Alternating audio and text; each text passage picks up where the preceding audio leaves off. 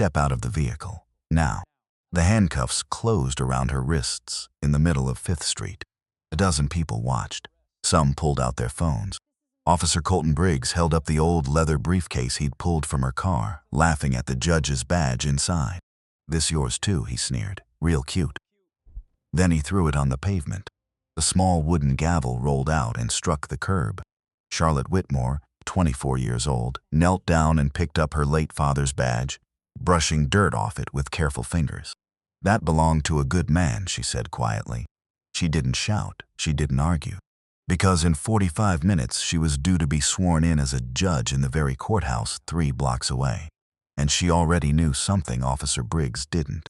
The stolen car report he'd invented had never existed, and the camera behind her rearview mirror had recorded every single word. Millbrook Falls was the kind of town where nothing ever seemed to change. The same bakery on Main Street. The same church bell at 9. The same old men on the same bench watching the same cars roll by. People here still waved at strangers. They still left their doors unlocked. They still believed in a quiet way that fairness was something you could count on, like the sunrise, like the mail arriving on time. But belief is a fragile thing, and on this particular morning that belief was about to be tested. Something was about to happen here that would shake this quiet town to its core. Not a storm, not a fire, not a scandal, at least not yet. Something smaller, something that would start with one man's pride and end with a truth this town had buried for over 20 years. It began as these things sometimes do with something small. It began with a car, an old car, nothing special to look at. A faded blue Ford Crown Victoria dented on one side, dust on the windshield. The kind of car most people wouldn't look at twice. But this car had a history most people would never guess. Behind the wheel sat a young woman, 24 years old. Blonde hair pulled back tight. A gray blazer a little too big for her frame. Her name was Charlotte Whitmore. And in less than 2 hours, she was supposed to walk into the Millbrook County Courthouse. Not as a visitor, not as a lawyer, as the judge. She gripped the wheel a little tighter as the courthouse came into view. Her hands were steady. Her heart was not. On the passenger seat sat an old leather briefcase, worn at the corners, cracked along the seams. It had belonged to her father, Thomas Whitmore. For 31 years he had sat on the bench in this very courthouse. He had been fair. He had been firm. He had been loved by some and feared by others. 2 years ago he passed away. And today his daughter would take his place. She glanced at the briefcase once more. Inside it, a small wooden gavel. A judge's badge with his name engraved. And one more thing. A letter he had written, sealed, addressed simply to my successor. She had never opened it, not yet. She wanted to open it after her first day on the bench, after she had earned the right to read it. Charlotte still remembered the last time she saw her father in this courthouse. She had been sitting in the back row, 22 years old, watching him deliver a ruling with a voice that never once rose in anger. Afterward, walking to the parking lot, she had asked him how he stayed so calm, even when people shouted at him, even when they called him names in the hallway. He had smiled, tired but steady, and said something she would carry with her for the rest of her life. "Charlotte," he told her, "anger is loud because it has nothing else to stand on. The truth doesn't need to shout. It just needs time." She hadn't understood it fully back then. She was beginning to understand it now. 2 years after his passing, the county had reached out to her directly. A sudden vacancy. A judge stepping down for health reasons. An acting appointment temporary, at first pending formal confirmation that very evening. They wanted someone with a spotless record. Someone the community would trust quickly. Her name kept coming up again and again in every conversation. Not because of her father's legacy alone, because of her own record. 3 years as a prosecutor handling cases, most attorneys twice her age refused to touch. Cases involving officers who thought their badge made them untouchable. She had never lost one of those cases. That was the woman driving down 5th Street this morning. Not simply a judge's daughter. A woman who had earned her seat one hard case at a time. That morning had started like any other. Charlotte had woken before her alarm, the way she always did on important days. She had pressed her blazer twice, even though it didn't need it. She had stood in front of the mirror in her small apartment, practicing the words she would say when she took the oath. "I do solemnly swear," she whispered to her reflection, "that I will administer justice without respect to persons." She had said the words a dozen times that week, but standing there that morning they felt heavier than before, maybe because today they would finally be real. She had packed her father's briefcase carefully, the way she did every morning since accepting the appointment. Even though she had no real reason to bring it with her yet, it simply felt wrong to leave it behind, like leaving part of him behind too. She had locked her apartment door, walked down 2 flights of stairs, and slid into the driver's seat of the old Crown Victoria, the engine coughing once before settling into its familiar hum. She had driven this same route a dozen times in the past 2 weeks, rehearsing the drive, the way some people rehearse a speech. Today was different. Today the drive actually mattered. The morning sun spilled gold across the quiet streets of Millbrook Falls. People were setting up shop, sweeping their sidewalks, starting their day. None of them knew what was about to happen just 3 blocks ahead. At the corner of 5th and Chestnut, a police cruiser sat parked. Engine running, lights off, waiting. Behind the wheel sat Officer Colton Briggs, 28 years old, broad shoulders, a jaw that was always clenched. He wore his uniform like a costume, like a role he had been born to play. Because in many ways, he had been. His father was Ray Briggs, the chief of police, a man who had run this department for over 2 decades, a man everyone respected and everyone feared in equal measure. Colton had grown up believing rules were for other people, not for him, not for a Briggs. He wasn't looking for trouble. He was looking for someone to remind who was in charge. Colton had joined the force 4 years ago, straight out of the academy. No one had ever questioned whether he belonged there, not with the name Briggs stitched above his badge. His father had built this department from the ground up, or so the story went. 24 years as chief. Every officer in this station owed him something, a favor, a promotion, a second chance. Colton had grown up in the shadow of that name, and somewhere along the way, he had mistaken the shadow for his own light.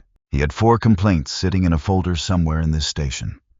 Excessive force, improper conduct, a shouting match with an elderly driver outside the grocery store. None of them had gone anywhere. None of them ever did. That morning, he had a feeling that today would be one of those days where he reminded this town exactly who kept it safe. He just didn't know how wrong he was about to be. Charlotte checked the clock on her dashboard. 8:10. Court began at 9 sharp. She had left extra time just in case. Her father always said, a judge who is late has already lost the room. She turned onto 5th Street, the courthouse now just minutes away. That was when she saw the lights flash on behind her, red and blue spinning against the gray morning. Her stomach dropped just slightly. She checked her speed. 32 in a 30 zone. Nothing wrong there. She signaled, pulled to the curb, and put the car in park. She had nothing to hide, not a thing. She rolled down her window and waited, hands resting calmly on the wheel. Officer Briggs stepped out of his cruiser slowly, sunglasses on even though the morning wasn't bright enough to need them. He walked with the kind of swagger that came from never being told no. He approached her window and looked her over. Not at her face first, at the car. "License and registration," he said. His voice was flat, bored, like he already knew the answer. Charlotte reached into her bag without a word and handed both over. He studied the license for a long moment. "Charlotte Whitmore," he read aloud, slower than necessary. "That's right," she said. He looked at the car again.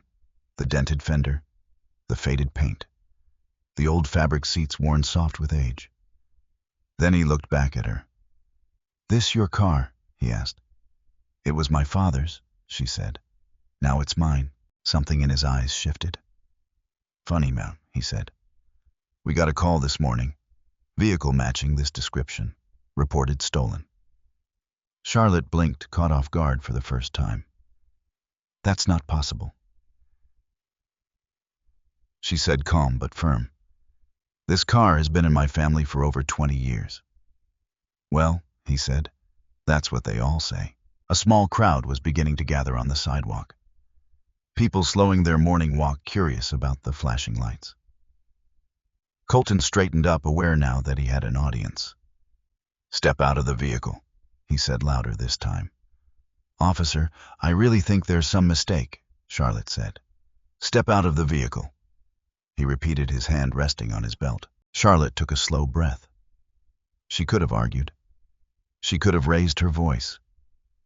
Instead, she opened the door and stepped out onto the street. She stood there in her gray blazer, hands visible, calm as still water. Colton circled the car once, looking it over like a man inspecting a used lot. Old Crown Vic, he said. Dented fender, no dealer plates. You expect me to believe a girl like you owns something like this? A few people on the sidewalk exchanged glances. An older man walking his dog slowed his steps, watching. A young mother pushing a stroller paused near the crosswalk. Charlotte's jaw tightened just slightly. A girl like me, she repeated quietly, is standing right in front of you. Don't get smart with me, Colton said, his voice rising a notch. I'm not being smart, Charlotte said. I'm being honest. Those are two different things. He didn't like that answer either. Nothing she said seemed to satisfy him, because the truth was no answer would have. He had already made his decision the moment he saw the car. Don't get smart, Colton snapped. He reached into the car and pulled out her purse from the passenger seat, dumping the contents onto the hood without asking. A wallet, a pen, a small notebook. And then his hand landed on the old leather briefcase. What's this? He asked, lifting it up like evidence in a case already closed. That belonged to my father, Charlotte said. Please be careful with it. Colton unzipped it roughly, flipping through the contents. The wooden gavel. The badge. The sealed letter. He turned the badge over in his hand, squinting at the engraving but not really reading it. This yours too? He asked mockingly. Judge's badge. Real cute. It was my father's, Charlotte said again, her voice steady but tight now. Sure it was, Colton said, and with a careless flick of his wrist, he tossed the briefcase onto the pavement. The gavel rolled out and clattered against the curb. A gasp rose from the small crowd. An older woman standing near the bakery door pressed a hand to her mouth. Her name was Eleanor Voss.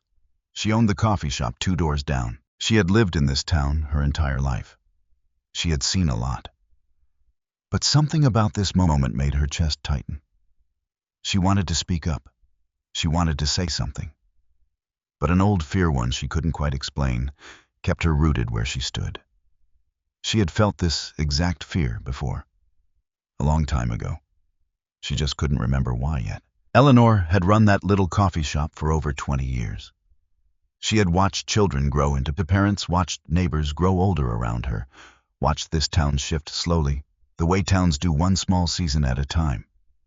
She was not a woman who scared easily, but there was something about the sound of metal cuffs, the particular click of them closing, that reached somewhere deep inside her and pulled at a memory she had spent years trying to forget. She wrapped her apron tighter around her waist and stepped back into the doorway of her shop, watching through the window instead. It felt safer that way. It always had. There was a small photograph tucked inside a drawer beneath her cash register, one she hadn't looked at in years. She didn't need to look at it now to remember what it showed. A younger version of herself. Standing outside the same courthouse 3 blocks from here, next to a man in a judge's robe who had once looked her directly in the eyes and told her that no one, not even a police officer, was above the truth. She had believed him that day. She had spent years afterward trying not to think about what it had cost her to believe him. Watching the young woman in the gray blazer. Being led toward the cruiser, Eleanor felt her hands trembling slightly. She pressed them flat against her apron to steady them. Not yet, she told herself. It's not time yet. But some part of her deep down wondered if that time was finally arriving. Charlotte knelt down slowly and picked up the badge from the pavement, brushing dirt off it with careful fingers. That belonged to a good man, she said quietly. Turn around, Colton said. Hands behind your back. Officer, Charlotte said, still calm, I would like to know exactly what charge you're placing me under." "Obstruction," he said. "Suspicion of possessing a stolen vehicle. And now I'm adding resisting." "I haven't resisted anything," Charlotte said. "You're doing it right now," he snapped. The crowd on the sidewalk had grown to nearly a dozen people. Phones came out. A few began recording. Colton didn't seem to notice or didn't care. He grabbed Charlotte's wrist and turned her around, cuffing her hands behind her back. The metal was cold against her skin. She did not flinch. She did not cry out. She simply looked forward, calm, steady, her chin level. "You have the right to remain silent." Colton began, reciting the words with a smirk, as if enjoying every syllable. Charlotte turned her head slightly and looked at him. "I don't need trouble," she said quietly. "But I don't run from it either." Colton laughed short and sharp. "Cute speech," he said. "Get in the car."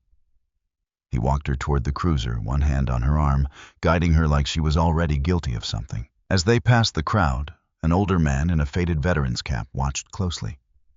He said nothing yet, but his eyes narrowed, studying her face. Something about her reminded him of someone. He just couldn't place it. His name was Harold Weatherby, 74 years old, a widower who walked past this corner every morning on his way to the diner for breakfast. He had lived in Millbrook Falls his entire life. He remembered when 5th Street was still dirt road. He remembered the courthouse before they added the new wing. He remembered, too, in some quiet corner of his mind, a young judge who once shook his hand at a town meeting and told him his opinion mattered just as much as anyone else's in the room. He hadn't thought about that handshake in years. Watching this young woman standing so still, so composed in the middle of all this noise, the memory stirred faintly, like a photograph left too long in the sun. Colors fading, but still visible if you looked closely enough. He would remember her name later that day once he heard it spoken aloud at the diner. Whitmore. Of course. He thought of his late wife, who had once served on a small-town committee alongside Thomas Whitmore years before. Either of their names had faded quietly into memory, the way most names in a small town eventually do. She would have known exactly who this young woman was the moment she saw her. He shook his head slowly and kept walking, though he glanced back twice before he turned the corner. Charlotte was placed in the back seat of the cruiser. The door slammed shut. Through the window she watched Colton walk back to her car, popping open the trunk without asking anyone's permission. He rifled through it carelessly, tossing aside an old blanket, a spare tire cover, a box of paperwork. He pulled out a small toolbox, opened it, and dropped it back with a clatter. He checked under the spare tire. He checked the lining of the trunk itself, running his fingers along the edges like he expected to find something hidden there. He never once glanced toward the small black device mounted low on the inside of the windshield, half hidden behind the rearview mirror, its tiny lens facing quietly out toward the street. It was old easy to miss, if you weren't looking for it. Charlotte's father had installed it years ago, and Charlotte had kept it running out of habit, more than anything, the way people keep small pieces of the ones they've lost. Nobody on the sidewalk noticed it either. It simply sat there, small and patient, doing exactly what it had always been built to do. A man, near the front of the crowd, the one in the faded veteran's cap, watched this with a slow shake of his head.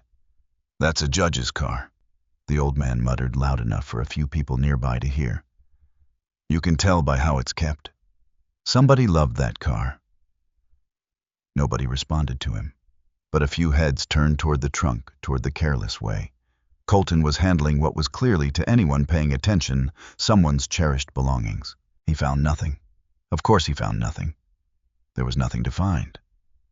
But by then, it didn't matter to him. He had already decided how this story would end, long before he ever opened that trunk. He slammed it shut, the sound echoing down the quiet street, and walked back toward the cruiser, wiping his hands on his pants as if he had touched something dirty. Inside the cruiser, Charlotte sat quietly. Her wrists ached slightly from the cuffs, but her mind was elsewhere. She thought about the letter in the briefcase now lying somewhere on the back seat, tossed in without care. She thought about her father and what he might say if he could see this. She thought about the courthouse just 3 blocks away and the clock ticking toward 9. She closed her eyes for just a moment. Not out of fear, out of patience. Her father used to tell her something back when she was a little girl asking too many questions. "Charlotte," he would say, "the loudest person in the room is rarely the strongest one." She held on to those words now like a hand to hold in the dark. She thought, too, about the years she had spent as a prosecutor. She remembered a case 3 years earlier involving a young man who had been stopped for driving through a neighborhood he didn't live in. No crime committed, no weapon found. Just a young man and an officer who had decided guilt before evidence. Charlotte had fought that case for 8 months. She had won it eventually, but the young man had already lost his job by the time it was over, lost weeks of his life sitting in a cell waiting for a hearing. She remembered promising herself after that case that if she ever wore a robe instead of a prosecutor's badge, she would never let a courtroom forget what it felt like to be on the other side of an accusation. She hadn't expected to be reminded of that promise quite this soon, or quite this personally. Perhaps she thought there was a reason for it. Perhaps some lessons needed to be lived once more before they could be taught properly. She had joined the prosecutor's office straight out of law school, turning down offers from larger firms that promised easier hours and softer cases. Her father had never pushed her toward that decision. He hadn't needed to. She had grown up watching him choose the harder path so often that the easier one had simply stopped looking like a real option. Her colleagues at the prosecutor's office used to joke that she never lost a case because she refused to take one she wasn't certain about. It wasn't entirely true, but it wasn't entirely false either. She had always believed that certainty earned honestly was worth more than confidence borrowed from a badge or a title. Sitting in the back of that cruiser, now she found herself wondering if certainty was about to be tested in a way she hadn't quite prepared for. At the police station, the cruiser pulled into the lot. Colton stepped out first, walking around to open her door with exaggerated politeness, like a performance for anyone watching. "Welcome to Millbrook Station," he said. "Nice place. You'll be here a while." Charlotte said nothing. He led her inside, past a row of desks, past officers who looked up briefly before returning to their coffee and paperwork. Near the back of the room, a young woman in a navy blazer looked up from a stack of files. Her name was Nora Ashcombe, 22 years old. A court intern finishing her final semester before law school. She had met Charlotte only once before briefly during orientation week. She recognized her instantly, even now, even like this. Her mouth opened slightly as if to say something, but Colton's sharp glance in her direction made the words catch in her throat. She looked down at her files instead, her heart pounding. She would remember this moment for a long time. One officer did not look away so quickly. His name was Frank Delgado, 62 years old, 30 years on the force. He had known Thomas Whitmore personally many years ago. Something about the young woman being led through the station caught his eye. Maybe it was the briefcase Colton was carrying carelessly under one arm. Maybe it was the calm, steady way she walked even in cuffs. He watched a little longer. At the booking desk, Colton dropped the briefcase onto the counter with a heavy thud. "Suspected stolen vehicle," he announced to the officer at the desk. "Possible obstruction, possible resisting." The officer at the desk, a younger man named Peters, glanced at Charlotte, then at the report Colton was filling out. "You run the plates yet?" Peters asked. "I will," Colton said. "Formality." Charlotte, still standing with her hands cuffed in front of her, now spoke for the first time in several minutes. "You should run them first," she said, "before you file anything." Colton smirked. "You giving orders now?" "I'm suggesting you follow procedure," she said evenly, "for your own sake." Officer Peters looked between the two of them, sensing the tension, but unsure what to do with it. He was young, barely 2 years on the job, and Colton Briggs was not someone he wanted to cross.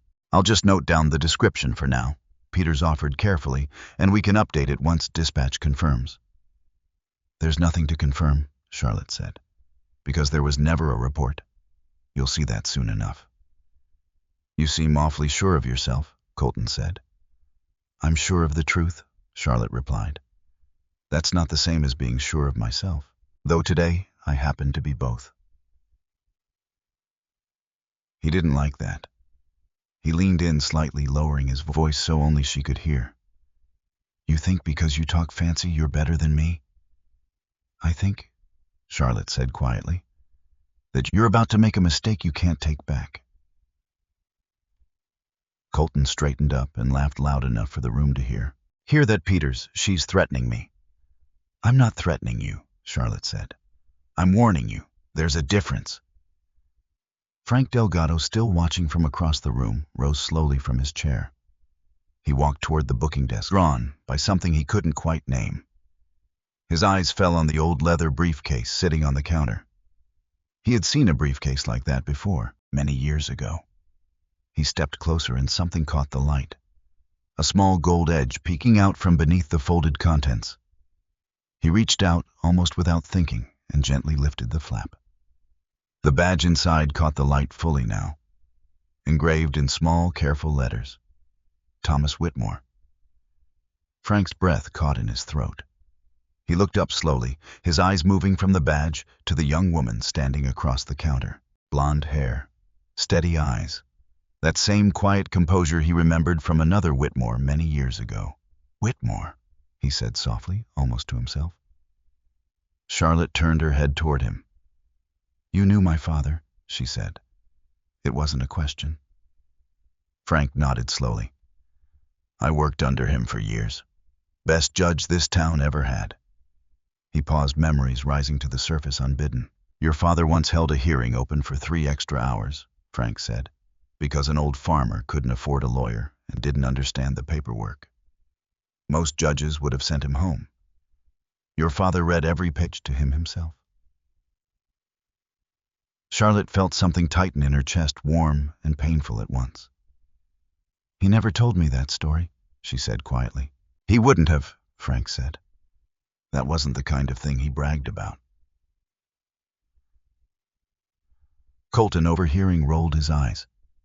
Great story, Dunstan, he said. Doesn't change the fact that she's sitting here in cuffs. Frank looked at him, something hardening in his expression. Colton, he said slowly, did you actually run the plates on that vehicle? I'm getting to it, Colton snapped. Get to it now, Frank said. There was a weight in his voice that made even Colton pause just for a second. A few other officers in the station had stopped what they were doing, sensing something shift in the room. Nora Ashcombe looked up from her files again, watching quietly from her desk. Colton glanced around, suddenly aware that more eyes were on him than he expected. Fine, he muttered. I'll pull it up. This is a waste of time. He walked to a nearby computer, punching in the plate number with more force than necessary. The room fell quiet for a moment. Charlotte stood still, her hands folded in front of her, watching the screen from a distance. She already knew what it would say. But watching him find out was, in its own quiet way, worth waiting for. Meanwhile, outside the station, a young man was rushing through the front doors, breathless. His name was Marcus Doyle, 30 years old, a court clerk who had worked alongside Charlotte during her transition into the role. He had arrived at the courthouse that morning, expecting to find the new judge waiting in her chambers, reviewing her notes, calm and prepared the way she always was. Instead, he found an empty office, a stack of untouched files on her desk, and a worried bailiff who had heard rumors of a traffic stop gone wrong somewhere near 5th Street. Rumors say the police pulled her over, the bailiff had said. Something about the car. Marcus had laughed at first, certain it was a mistake, certain there was no way anyone could look at Charlotte Whitmore and mistake her for a criminal. But the laugh had faded quickly when no one could reach her by phone. Marcus had spent the last 20 minutes making calls, trying to figure out what happened, his worry growing with every unanswered ring. Finally, someone at the station had confirmed it. She was there. She had been arrested. He had grabbed his coat and driven straight over, his hands tight on the wheel the entire way. Judge Whitmore, he said, hurrying toward the desk. Colton looked up from the computer screen, irritated by the interruption. This area is restricted, he said. I'm from the courthouse, Marcus said quickly. She's supposed to be sworn in this morning. What is going on here? Routine stop, Colton said. Vehicle matched a stolen car report. Marcus frowned. What report? I haven't heard anything about a stolen vehicle in Millbrook in months. Colton's jaw tightened. It came through dispatch. Then it'll be on record, Marcus said. Can I see it? Frank, still standing nearby, folded his arms and watched the exchange closely. Colton hesitated just for a moment. That hesitation was small, barely noticeable. But Frank noticed it, and so did Charlotte. "Pull it up," Frank said quietly. "Let's all see it together." Colton's fingers hovered over the keyboard. He typed the plate number into the system once more, this time searching the stolen vehicle database directly. The screen loaded. No results found. The room went very still. "No results," Peters read aloud from behind the desk, glancing at Colton with visible confusion. "That's impossible," Colton said, though his voice had lost some of its earlier confidence. "Dispatch told me this morning." "Then dispatch will have a record of that call," Frank said. "Pull the log." Colton clicked through another screen, his movements growing quicker, less steady. The dispatch log for that morning appeared. No call regarding a stolen vehicle matching Charlotte's plate number. No call at all. Marcus stepped closer, reading the screen over Colton's shoulder. "There's nothing here," he said. "There was never a report." The room was silent, except for the hum of the overhead lights. Charlotte stood exactly where she had been standing the whole time, calm, composed, her hands still folded in front of her. She looked at Colton, not with anger, but with something quieter, something almost like patience running out. "I told you," she said softly. "You were about to make a mistake you couldn't take back." Colton's face flushed a mixture of anger and something close to fear. "This doesn't change anything," he said quickly. "You were still uncooperative." "I answered every question you asked me," Charlotte said. "I got out of my car when you told me to. I never raised my voice, not once." She paused, letting the words settle. "The only thing that happened here," she continued, "is that you decided who I was before I ever said a word." Frank looked at Colton, disappointment written plainly across his face. 20 years I've worn this uniform," Frank said quietly. "I've never once falsified a stop. Not one. You understand what you almost did here?" "I didn't falsify anything," Colton said, though his voice had lost most of its earlier bite. "I made a mistake." "A mistake," Frank repeated slowly, "is forgetting to signal a lane change. This is different, and you know it." Peter, still standing behind the desk, looked down at his own paperwork, clearly uncomfortable being caught in the middle of it. Nora watched from her desk, her hands still on her files, her heart pounding harder than before. She had never seen anyone speak to Colton Briggs this way, not in the 4 months she had worked at this station. "Uncuff her," Frank said. "Now." Colton hesitated again, glancing toward the door, as if hoping his father might walk in and fix this the way he always had before. But Ray Briggs was not there yet. "Now, Colton," Frank said again, firmer this time. Slowly, reluctant, Colton walked over and removed the cuffs from Charlotte's wrists. She rubbed them gently, the skin slightly red, but said nothing about the discomfort. Instead, she reached for the old leather briefcase sitting on the counter, pulling it carefully toward her. She opened it, checking the contents. The gavel. The badge. The letter still sealed. All still there. She let out a small breath, with quiet relief passing over her face for just a moment before the composure returned. Marcus stepped closer. "Judge Whitmore, we need to get you to the courthouse. Swearing in is in less than an hour." Charlotte nodded, tucking the briefcase under her arm. But before she turned to leave, she looked back at Colton one last time. "You had a chance to slow down," she said quietly. "To check first and speak second. Most people get that chance once in their life. I hope you remember this one." Colton said nothing. His jaw was clenched, his eyes fixed somewhere on the floor. As she passed Nora's desk, the young intern finally found her voice. "Judge Whitmore," Nora said softly. "I'm so sorry. I should have said something sooner." Charlotte paused and looked at her, her expression softening. "You're young," Charlotte said. "You'll learn when to speak and when to watch. Today watching taught you something. That's not nothing." Nora nodded, blinking back unexpected tears. Charlotte turned and walked toward the door, Marcus at her side. Frank watching her go with something like quiet respect in his eyes. Outside, the morning sun had climbed a little higher. The town of Millbrook Falls carried on as it always had, unaware of what had just happened inside those station walls. But word travels fast in a small town. By noon, half of Millbrook would know that the new judge had been pulled over. By evening, everyone would be talking about how it ended. And somewhere across town, in an office lined with old photographs and framed commendations, Chief Ray Briggs sat behind his desk, sipping black coffee, unaware that his phone was about to ring.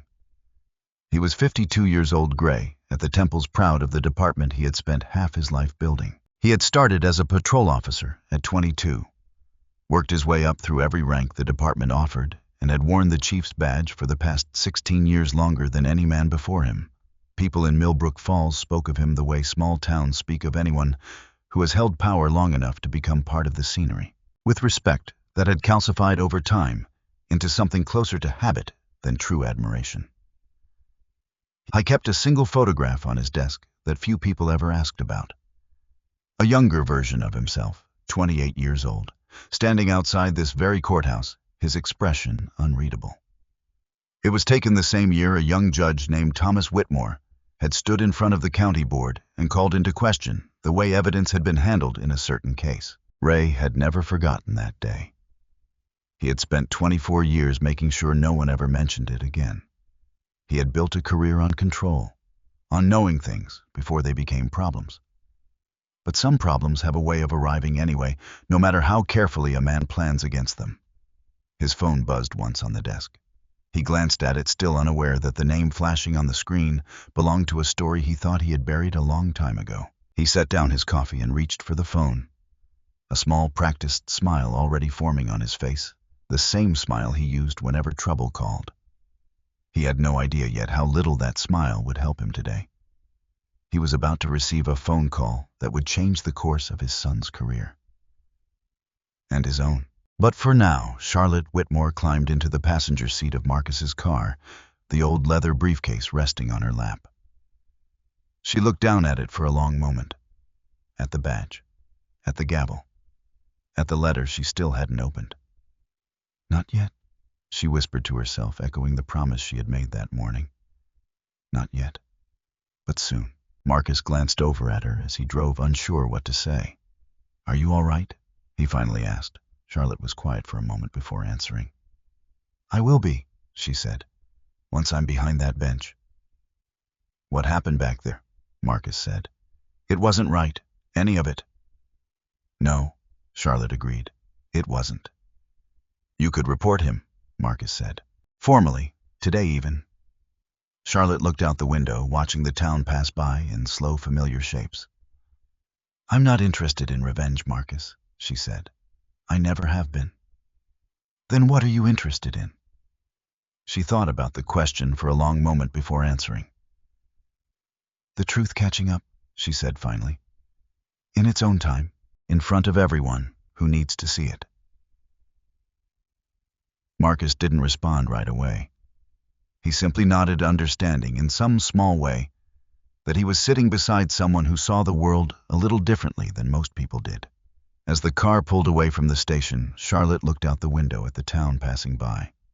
The bakery, the old men on the bench, the coffee shop where a woman named Eleanor Voss stood frozen in the doorway, watching the car disappear down the street. Eleanor pressed a hand to her chest. Something about that young woman's face had stirred a memory she had buried for over 20 years. A memory of another Whitmore, another act of quiet courage. She wasn't ready to remember all of it yet.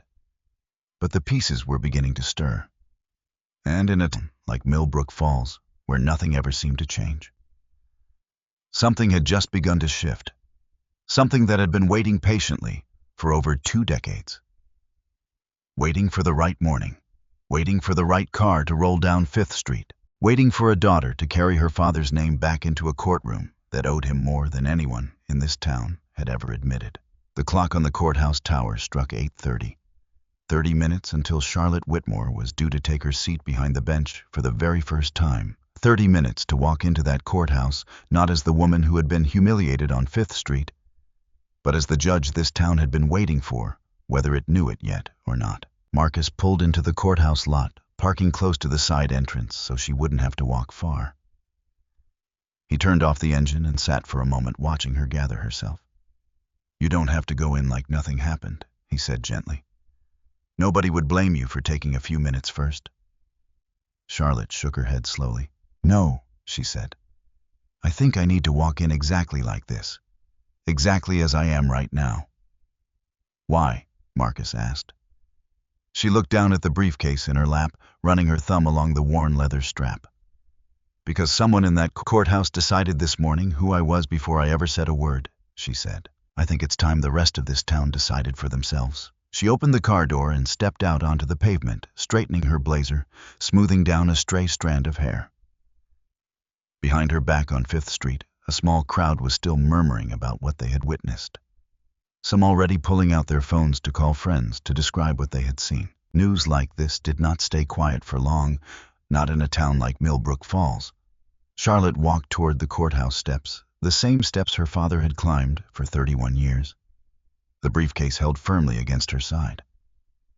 She paused at the bottom step, looking up at the old stone building, its columns worn smooth by decades of weather and footsteps. She thought of her father's voice, steady and calm, the way it always was in this very building. The truth doesn't need to shout. It just needs time. She closed her eyes for just a moment, feeling the weight of the briefcase against her side, the drive already behind her, the morning's noise finally beginning to quiet in her chest. Somewhere inside that old leather case, her father's voice was waiting. Patient, as always. Waiting for the right moment to speak.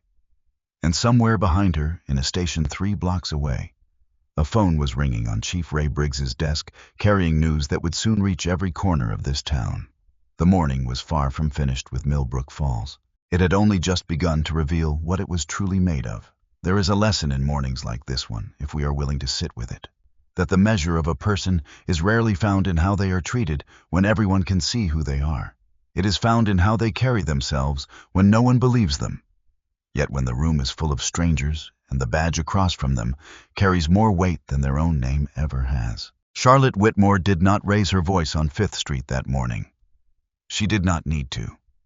She simply stood steady and certain and let the truth do what it has always done given enough time. It caught up. Not with thunder, not with drama, just with a quiet report on a computer screen, a badge recognized by an old friend and a young woman who refused to let one bad morning decide who she truly was. And in Millbrook Falls, it was only getting started quietly, patiently, the way every real change in a small town eventually does. The courthouse steps felt different that morning. Charlotte had climbed them a dozen times before in her mind, rehearsing this exact walk. She had never imagined doing it with red marks still faint on her wrists. She reached the top step and paused, looking back once at the town spread out below her. 5th Street, the bakery, the coffee shop with its lights now on. Somewhere down there, a story was already spreading mouth to mouth, phone to phone. She turned and walked inside. The swearing-in ceremony was small. No cameras, no crowd. Just a handful of court staff, a county clerk holding a worn Bible, and Marcus standing quietly near the back wall. Charlotte set the old leather briefcase on the bench beside her, her hand resting on it as she raised her right hand. "I do solemnly swear," she began, her voice steady, despite everything the morning had already asked of her, "that I will administer justice without respect to persons and do equal right to the poor and to the rich." She finished the oath, and for a moment the small room was silent. Then the county clerk smiled, closed the Bible, and said simply, "Congratulations, Judge Whitmore." A soft round of applause followed, brief and warm, the kind reserved for quiet moments rather than grand ones. Marcus clapped from the back of the room, a genuine smile breaking through the tension he had been carrying all morning. The county clerk, an older woman named Ruth, who had worked in this courthouse for nearly 30 years, stepped forward and shook Charlotte's hand. "Your father swore me in for my very first job here," Ruth said. "I was 26 years old and terrified. He told me the same thing I imagine he told you. That the robe doesn't make the judge. The judge makes the robe mean something." Charlotte felt her throat tighten slightly. "He told me that too," she said, "more than once." "It shows," Ruth said simply, and returned to her seat. It should have felt triumphant. Instead, Charlotte felt something quieter. something like a held breath waiting to be released, because she knew better than anyone in that room that the morning was not finished with her yet. Word travels fast in a small town. By the time Charlotte sat down behind her new desk for the first time, opening a stack of files she had not yet had the chance to read, the story of what happened on 5th Street had already reached nearly every corner of Millbrook Falls. It reached the diner where Harold Weatherby repeated what he had seen to 3 other regulars over coffee. It reached the hardware store, where the owner shook his head and said something about kids these days thinking a badge means they can do anything. And it reached a modest brick house on the edge of town where a 78-year-old man named Walter Higgins sat reading his newspaper when his phone rang. Walter Higgins had spent 36 years on the bench himself, first as a county judge, later as a justice on the State Court of Appeals. He had retired 6 years ago, but retirement had never quite settled into his bones the way it settled into other men his age. His wife had passed 3 years back, and since then the days had grown longer, quieter, filled mostly with newspapers and old case files he kept out of habit rather than necessity. He still read every legal notice in the county paper. He still remembered the names of every judge who had ever sat in that courthouse. And he had known Thomas Whitmore better than almost anyone alive. They had gone to law school together decades ago, 2 young men from working families who had no business affording the tuition and had somehow made it through anyway, studying together in a shared apartment with more ambition than furniture. Thomas had gone on to the bench in Millbrook Falls. Walter had eventually moved up to the State Court of Appeals. But they had stayed close, calling each other every few months, meeting for coffee whenever schedules allowed, right up until Thomas passed 2 years ago.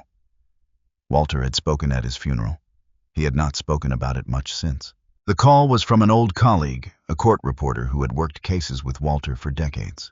"You hear what happened this morning?" she asked. "New judge got pulled over. Some kind of mess with the police." "What new judge?" Walter asked, folding his newspaper. "Whitmore's girl," she said. "Charlotte. Started today." Walter sat very still for a long moment. "Tell me everything," he said quietly. By the time she finished, Walter Higgins was already reaching for his coat. He drove to the police station first, not the courthouse, moving with a purpose that surprised even himself. At 70, he did not move quickly for many things anymore. This was one of the few exceptions. He walked into the station, cane in hand, and asked to see whoever had handled the arrest that morning. Frank Delgado recognized him instantly. "Judge Higgins," Frank said, rising from his desk. "It's been a long time." "Too long," Walter said. "Frank, is it true what I heard about the Whitmore girl?" Frank nodded slowly. "It's true. She's already been released. No charges. There was never a report to begin with." Walter's jaw tightened. "And the officer responsible?" Frank hesitated, glancing toward the far end of the station, where Colton sat at his desk. Arm crossed, pretending to review paperwork he wasn't really reading. "Still on duty," Frank said. Walter's eyes moved to Colton, taking him in with the kind of assessment that came from decades of reading people in a courtroom.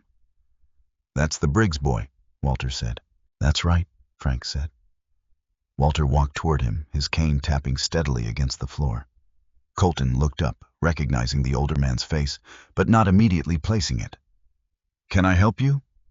Colton asked, his tone carrying the same casual dismissiveness he had used on Charlotte that morning.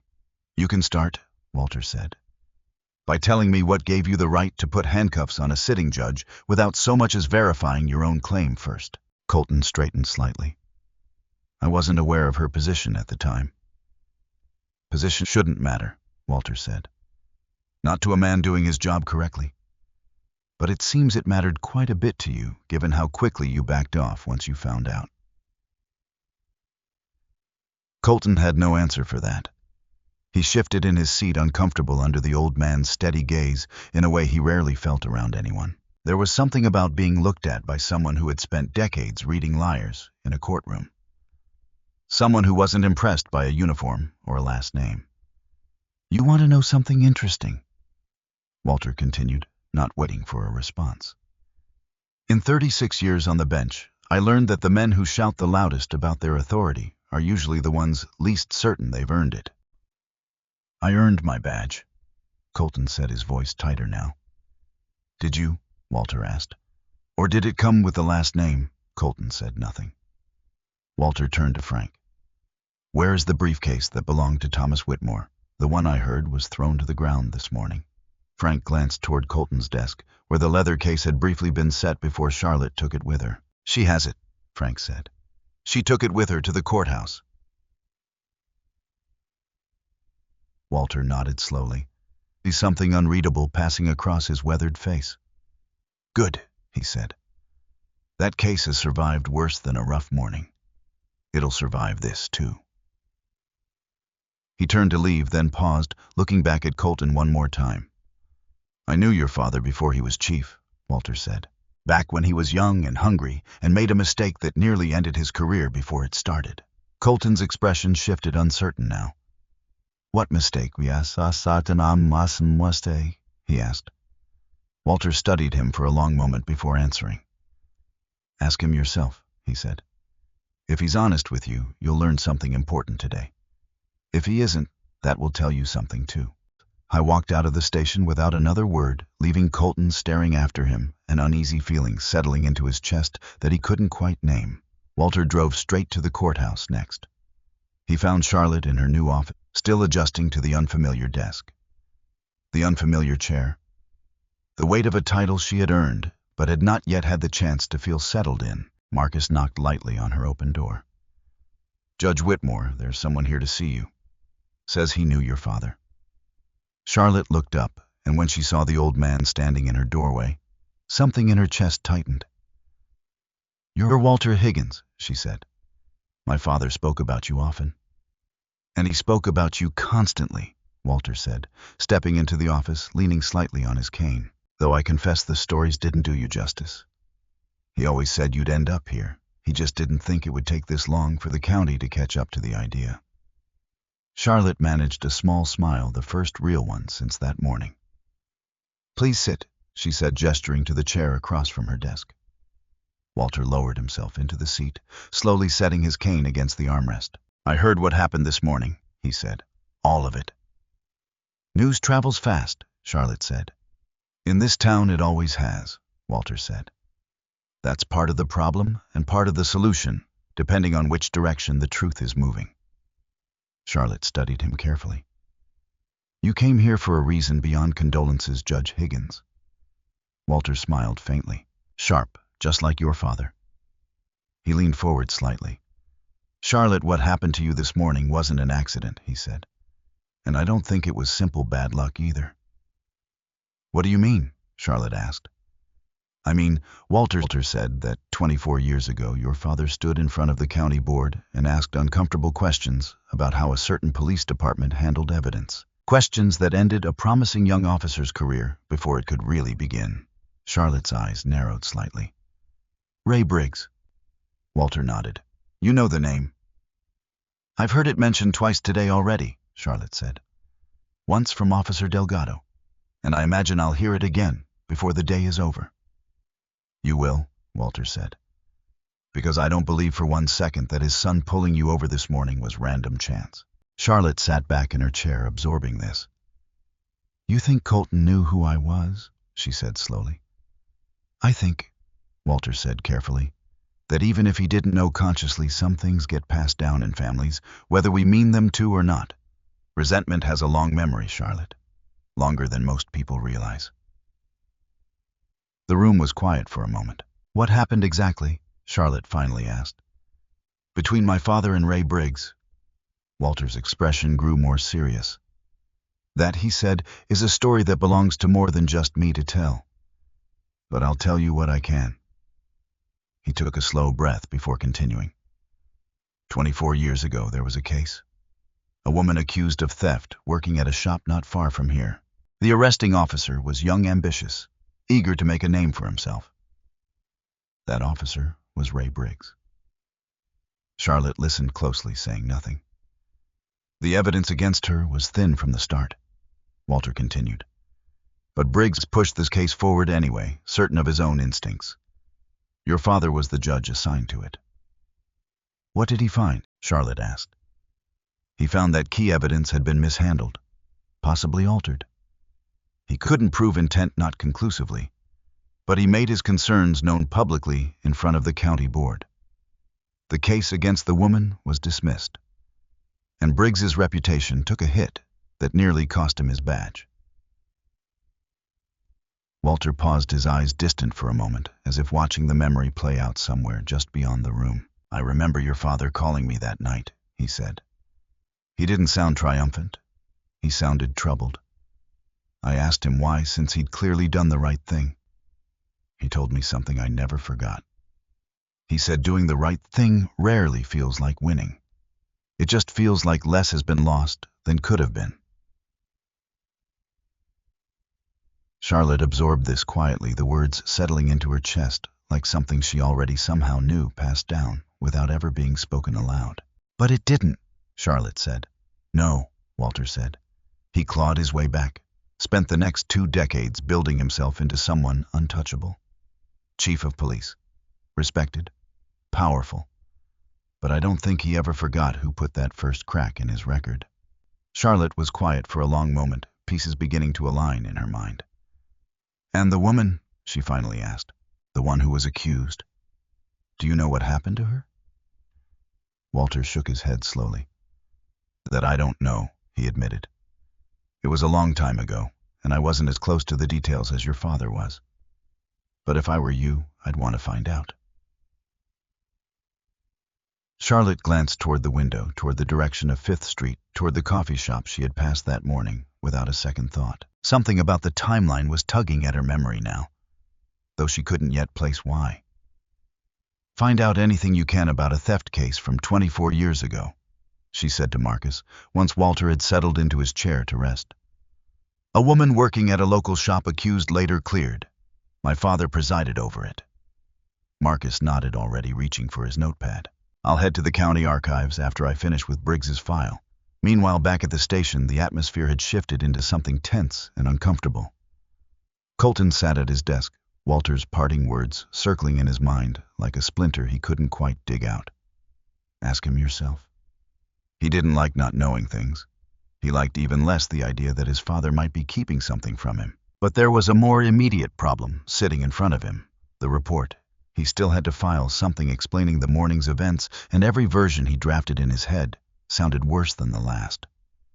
He glanced across the room toward Nora Ashcombe's desk, where the young intern was quietly organizing files. Her earlier fear from that morning still lingering in the careful way she avoided looking in his direction. Colton stood and walked over to her, leaning against the edge of her desk in a way that made her shoulders tense. "Nora," he said, his voice casual, almost friendly. "Good morning, by the way. Rough one, huh?"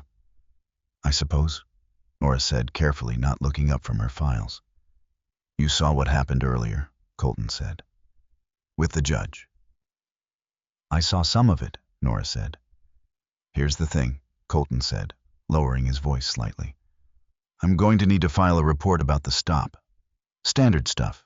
And I was thinking, since you were nearby, maybe you could help me remember the details a little more clearly." Nora finally looked up at him.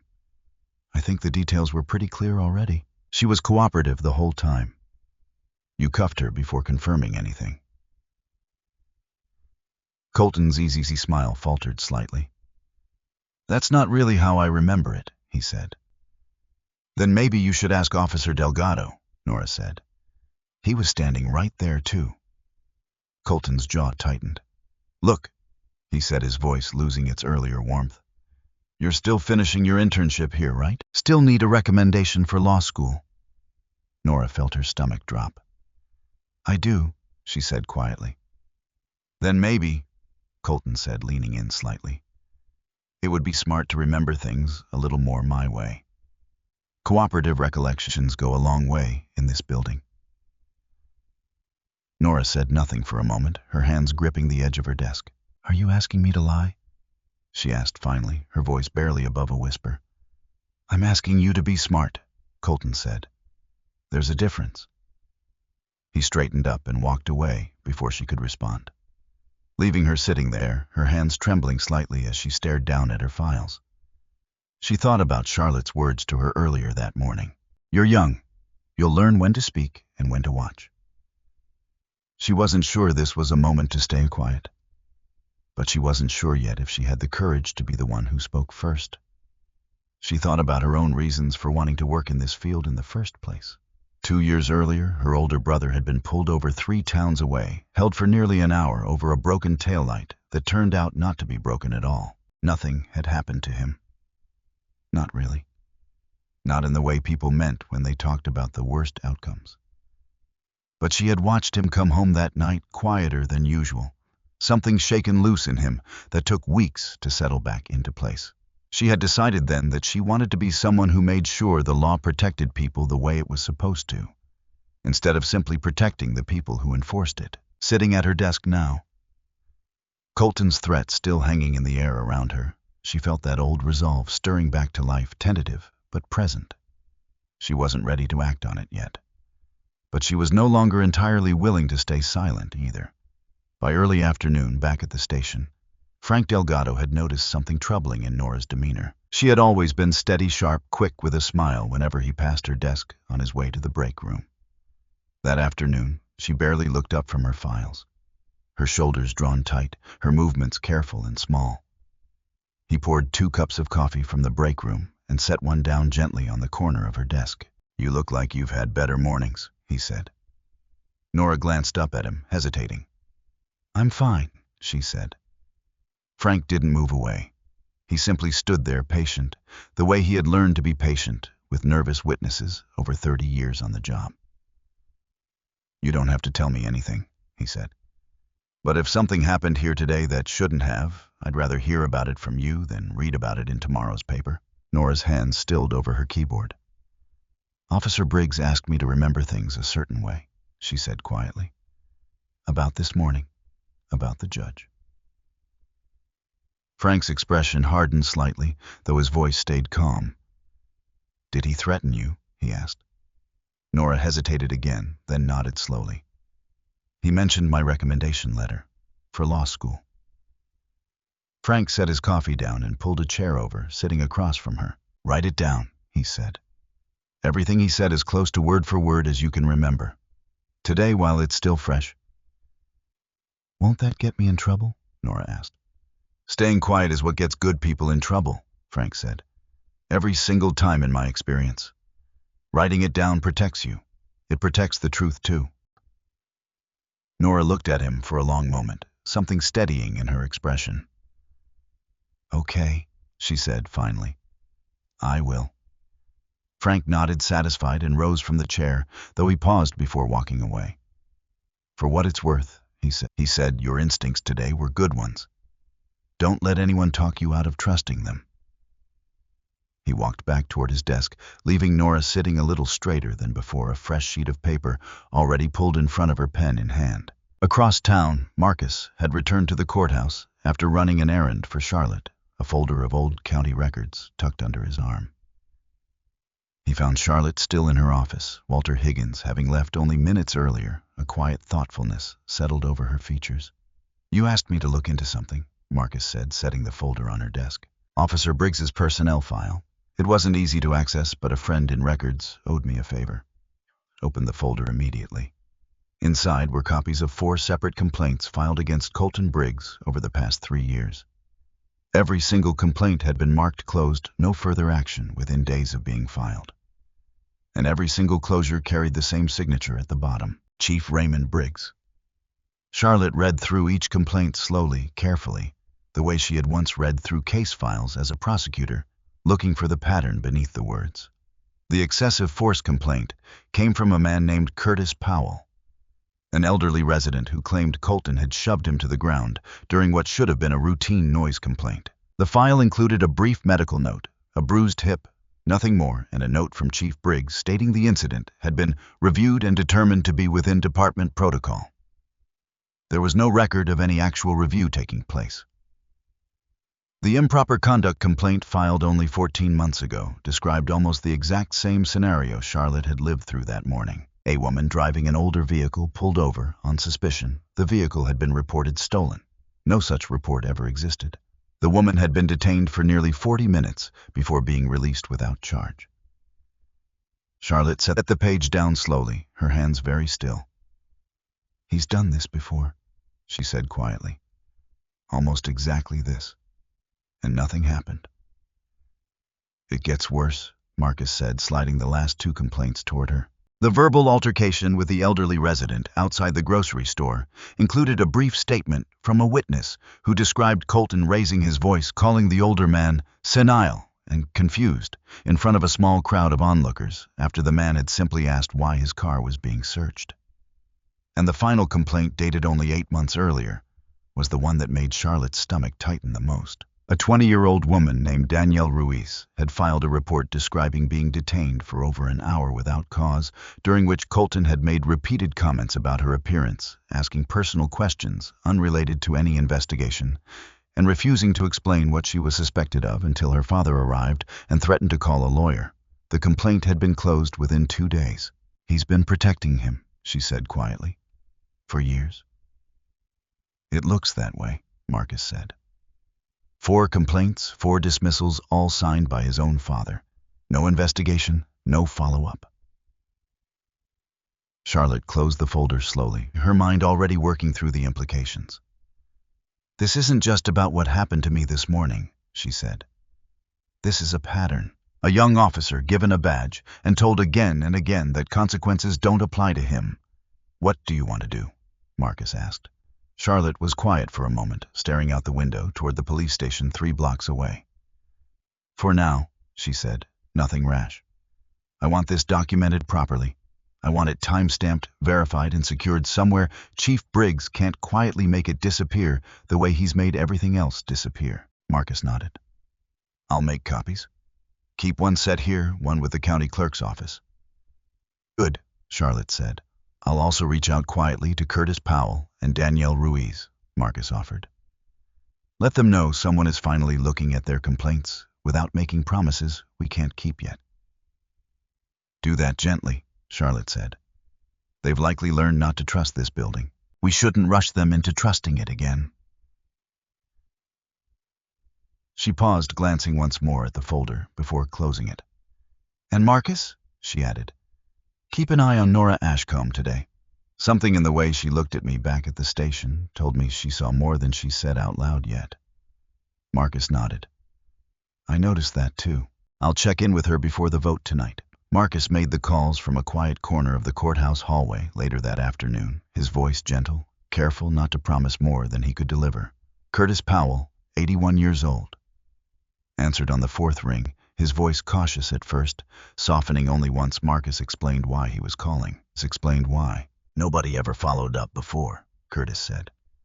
I figured that was the end of it. Figured that's just how these things go for a man my age. It doesn't have to be, Marcus told him. Someone is looking at it now, properly this time. Curtis was quiet for a moment. Tell the new judge I said thank you, he finally said. Whatever happens next. Danielle Ruiz was harder to reach, and when she finally answered, her voice carried a wariness that told Marcus everything he needed to know about how the past 8 months had felt for her. Is this about the complaint? She asked immediately. Because nothing happened last time.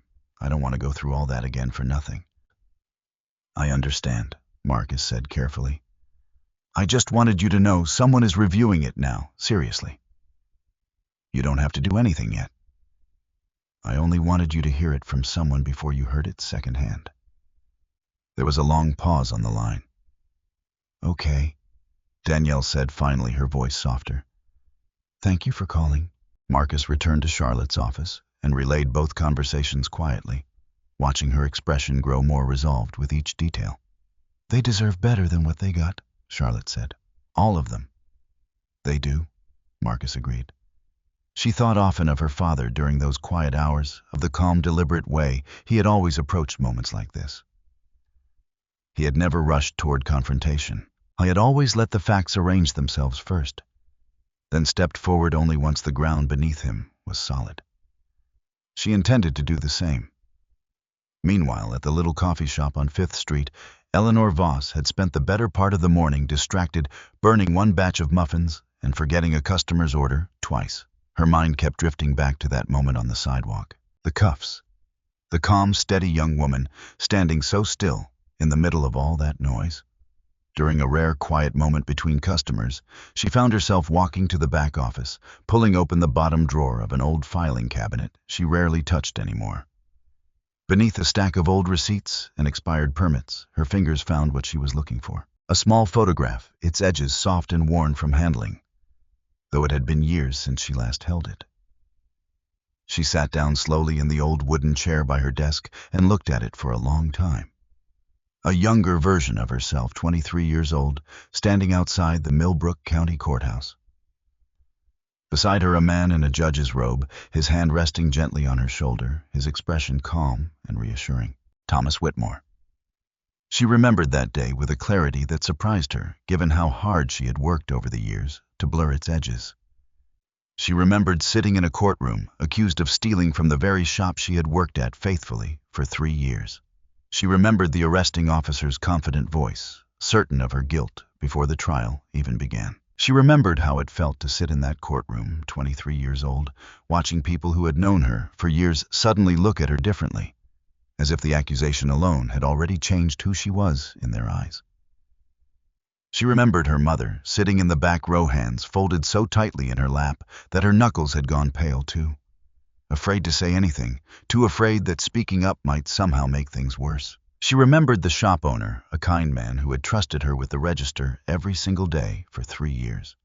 Unable to meet her eyes when he was called to testify, caught between what he believed and what a police officer had told him with such total confidence. She remembered the terror of nearly losing everything over something she never did. And she remembered the judge, who had looked past the officer's certainty and asked one simple question that changed everything. Where is the physical evidence, Officer Briggs, not your account of it? The evidence itself? There had been none, not really. Just assumptions and a young officer's determination to be right. Eleanor set the photograph down gently on her desk, her hands trembling slightly. 24 years, she thought. 24 years of staying quiet, of telling herself it was easier not to remember, not to speak, not to risk drawing that kind of attention back into her life. And now his son stood on the very same street doing the very same thing to the daughter of the man who had once saved her. She thought about the years that followed the trial, how she had thrown herself into work, first at the shop and later, once she had saved enough, into opening her own small coffee business 2 doors down. She had told herself the shop was a fresh start. In many ways, it had been. But she also knew somewhere quiet and honest inside herself that she had chosen a life that kept her visible and busy and surrounded by regular customers precisely because it made her feel safe. Because it meant she never again had to sit alone in a room while someone decided whether or not to believe her. She had built an entire life, in some small way, around never being that powerless again. Some mornings, wiping down the counter before the shop opened, she would catch herself watching the courthouse steps through her front window, half expecting to see her younger self walking down them. Shaken and uncertain, the way she had walked down them all those years ago. She had never told anyone in town the full story. A few older residents remembered pieces of it, the way small towns remember most things, in fragments and half-sentences, passed quietly between neighbors.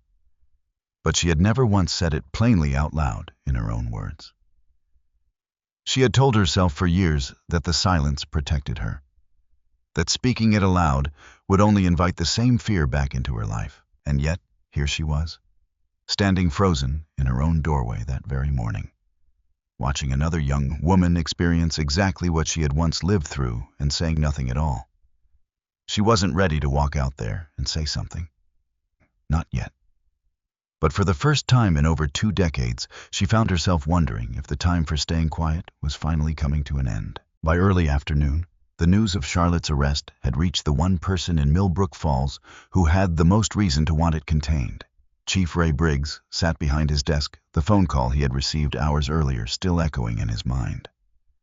His informant inside the courthouse had been brief, but the details had been enough to make his stomach turn. Charlotte Whitmore, arrested this morning. Released without charges. Personnel complaints against his son now apparently being reviewed by court staff. And worse, an old photograph, a name from decades ago, being asked about by a young court clerk digging through county archives. Ray had spent 24 years building a wall around a mistake he had made as a young officer. He remembered that mistake more clearly than he had let anyone believe over the years. He remembered standing in front of the county board, 28 years old, insisting he had followed procedure correctly, even as Thomas Whitmore calmly, methodically took apart every piece of his testimony with a single question after another. He remembered the silence in that room afterward, the way his fellow officers had looked at him differently for months, the whispered conversations that stopped the moment he entered a room. He had told himself in the years since that he had learned from it, that he had become a better officer, a fairer chief because of that early humiliation. Some days he almost believed that too. But watching his own son repeat the exact same mistake that morning, on the exact same street against the daughter of the exact same judge, something in him recognized the shape of the moment immediately, like an old wound reopening along a scar that had never fully healed. He had told himself for most of those years that the wall was strong enough to last. Now, watching the pieces of that old case begin to stir again, he felt something he hadn't felt in a very long time. Fear. Not fear of losing his job. He was close enough to retirement that even the worst outcome wouldn't touch his pension. It was something quieter than that. Something closer to the fear of being seen clearly by an entire town that had spent 2 decades believing him to be a better man than the one who had once needed saving by his own mistake. He picked up his phone and dialed a number he knew by heart, one belonging to a county commissioner he had known for over a decade. The commissioner answered on the second ring. "Ray," the commissioner said. "Wasn't expecting to hear from you today." "We need to talk," Ray said. "About tonight's confirmation vote." There was a pause on the other end of the line. "The Whitmore appointment," the commissioner asked. "What about it?" Ray chose his next words carefully. "There's some concern," he said, "about the new judge's conduct this morning. An incident involving her vehicle. Possible obstruction. I think it would be wise to delay the confirmation vote until the matter is fully reviewed." "Ray," the commissioner said slowly, "I heard about that already. Word is she was released without charges, no wrongdoing found." "The investigation isn't finished," Ray said, his voice carrying the same practiced confidence that had served him for over 2 decades. "I'd hate for the board to confirm someone prematurely, only to have questions arise later. Better to be cautious, just until we're certain." The commissioner was quiet for a moment. "You really think there's something there?" he asked. "I think," Ray said, "that a man in my position has learned not to take chances with the integrity of this county's institutions. I'm simply asking for a short delay. A formality." Another pause, longer this time. I'll bring it up with the board," the commissioner finally said. "No promises, Ray, but I'll bring it up." "That's all I'm asking," Ray said. "For what it's worth," the commissioner added before hanging up. "I heard she handled herself well out there. Didn't raise her voice once from what people are saying. That's not nothing, Ray." Ray felt something tighten in his chest at those words, though he couldn't quite name why. "No," he said quietly. "I suppose it isn't." He set the phone down slowly, staring at the photograph on his desk for a long moment before turning it face down, something he hadn't done in years. It didn't help. The memory it held had never really needed the photograph to stay close. By 4 in the afternoon, word had reached Charlotte's office that the confirmation vote scheduled for that evening was now unexpectedly in question. Marcus burst into her office, his expression tight with concern. "Judge Whitmore," he said, "I just got a call from the clerk's office. There's talk of postponing tonight's confirmation vote." Charlotte looked up sharply from the file she had been reviewing. "Postponing on what grounds?" "They're saying there are lingering concerns about your conduct this morning," Marcus said. "About the traffic stop." Charlotte set down her pen slowly, a cold clarity settling over her. "There were no charges," she said. "No wrongdoing. That was established hours ago." "I know," Marcus said. "But someone on the board is pushing for caution. I don't have a name yet, but I have a guess." Charlotte looked toward the window, toward the direction of the police station, toward the office, where a man named Ray Briggs had spent the morning making calls she couldn't yet prove, but could already imagine clearly enough. "He's trying to stop this before it starts," she said quietly. before anyone has the chance to look too closely at what happened 24 years ago. She thought of her father then, of the quiet, careful way he had always approached, never with anger, always with patience, always trusting that the truth, given room to breathe, would eventually stand up on its own. She thought, too, of Eleanor Voss standing frozen in her doorway that morning, and of the strange, persistent feeling she'd had ever since that there was a connection there she hadn't yet uncovered. She thought of the 4 complaints sitting in the folder on her desk, each one a small, quiet failure of a system meant to protect people like Curtis Powell, like Danielle Ruiz, like the countless others whose names she hadn't yet learned. "What do we do?" Marcus asked. Charlotte was quiet for a long moment, her hand resting on the old leather briefcase still sitting on the corner of her desk. "We do what my father would have done," she said finally. "We gather every piece of truth we can find, and we let it speak for itself in front of everyone who needs to hear it." She looked up at Marcus, something steady and unshaken in her eyes, despite everything the day had already thrown at her. "That vote is happening tonight," she said, "whether Chief Briggs likes it or not. And when it does, I intend to be in that room." The afternoon light had shifted while they talked, the clock on her office wall inching steadily toward evening. The town carried on as it always had, unaware that behind its familiar doors in courthouse offices and police station hallways and the back room of a small coffee shop, the pieces of a 24-year-old story were quietly being gathered back together. Charlotte spent the remaining hours of the afternoon exactly as she had promised Marcus she would, methodically, carefully refusing to let urgency turn into recklessness. She reviewed each complaint in Colton's file twice, noting dates, names, and details she would need later. Around 5 in the evening, Walter Higgins returned to her office, having spent the afternoon making a few careful calls of his own to old colleagues who still remembered the case from 24 years earlier. "I found something you should see," he said, setting a thin folder on her desk. An old newspaper clipping. County Archives still had it on file. Charlotte opened it carefully. A grainy photograph showed her father standing outside the courthouse, and beside him, a young woman whose face, though decades younger, Charlotte recognized instantly. Eleanor Voss. The headline above the photograph read simply, "Judge dismisses charges, cites insufficient evidence." Charlotte stared at the image for a long moment, the final piece of an unfinished puzzle sliding quietly into place. "She owns the coffee shop," Charlotte said softly, "on 5th Street. I walked past her this morning." "Small towns, Walter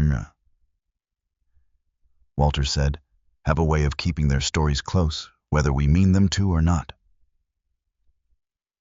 Charlotte closed the folder gently, her resolve settling into something firmer, steadier than it had been even an hour earlier. "Tonight, Shintam," she said, "I think it's time this town heard the whole story, not just mine." Outside, the light had faded into that particular shade of blue that settles over small towns just before evening fully arrives. Street lamps beginning to flicker on along 5th Street one by one. There is a particular kind of courage that doesn't announce itself. It doesn't shout or demand attention or ask to be noticed. It simply shows up quietly in a folder full of complaints someone finally decided to read. In a young intern deciding to write down the truth instead of the version she was told to remember. In an old man driving across town the moment he heard a friend's daughter might need him. In a woman standing in her own doorway, holding a photograph she hadn't looked at in 20 years, wondering if today might finally be the day she stopped being afraid. None of them knew yet how the evening would unfold.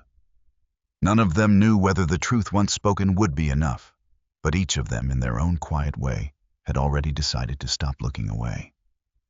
And sometimes that decision is where every real change begins. Millbrook Falls did not know it yet, but the quiet evening ahead would ask more of this small town than most of its residents had ever had to give. Not courage in the dramatic sense, just the smaller, harder kind. The kind that shows up in a folding chair in a meeting hall and simply refuses to look away. By nightfall, the scattered pieces of this story would no longer be scattered.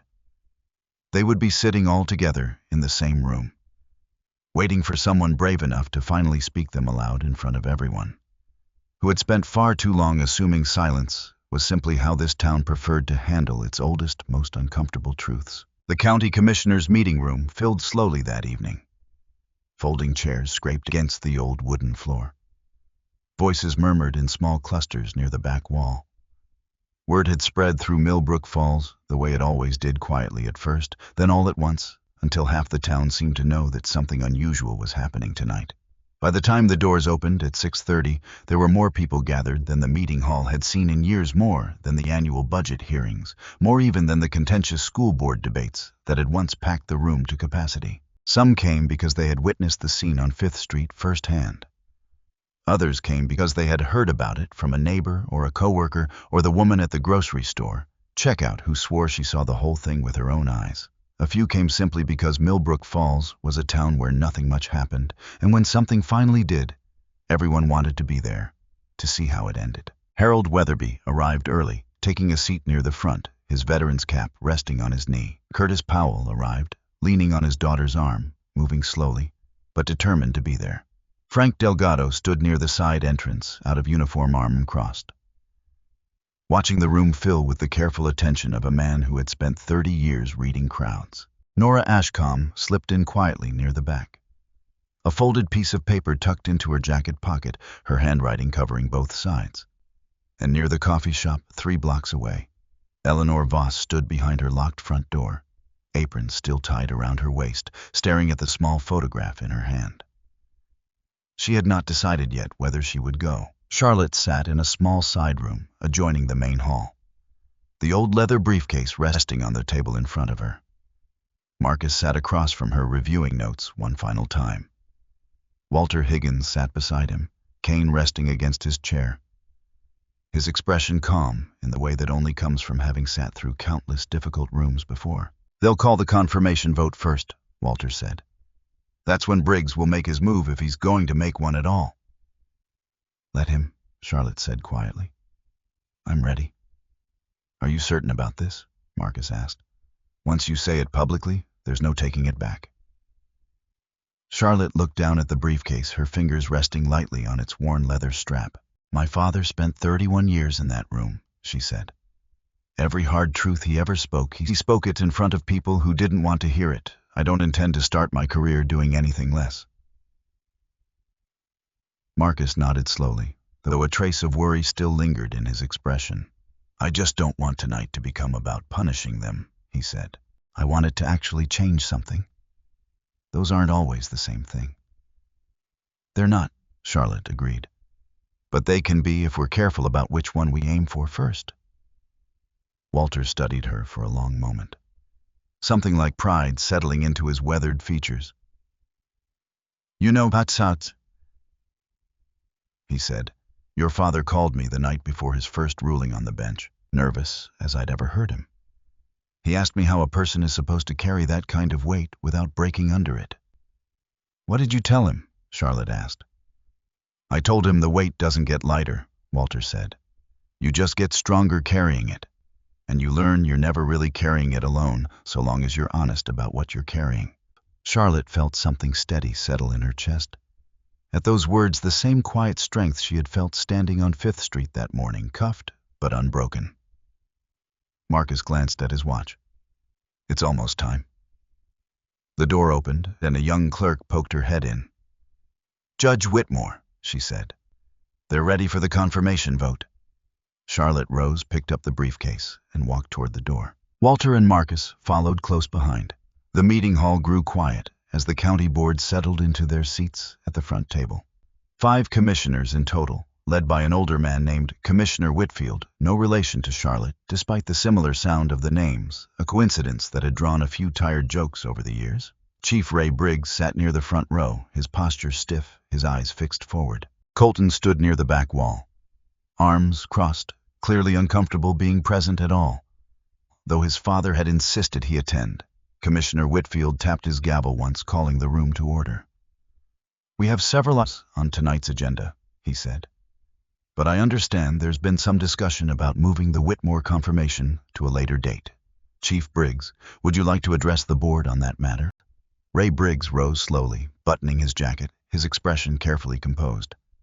He had rehearsed these words twice in his office that afternoon, standing in front of his own mirror, adjusting his tone, until it sounded reasonable, measured the voice of a man protecting his community rather than protecting himself. "Thank you, Commissioner," he said. "I want to be clear that this isn't personal. It's procedural. This morning, Judge Whitmore was detained during a traffic stop under circumstances that remain, in my view, not fully resolved. I believe the board owes it to the integrity of this county to ensure a full and proper review before finalizing any appointment." A murmur passed through the room. Charlotte rose from her seat near the front, calm and steady. "Commissioner Whitfield," she said. "May I address the board?" Whitfield nodded. "Go ahead, Judge Whitmore."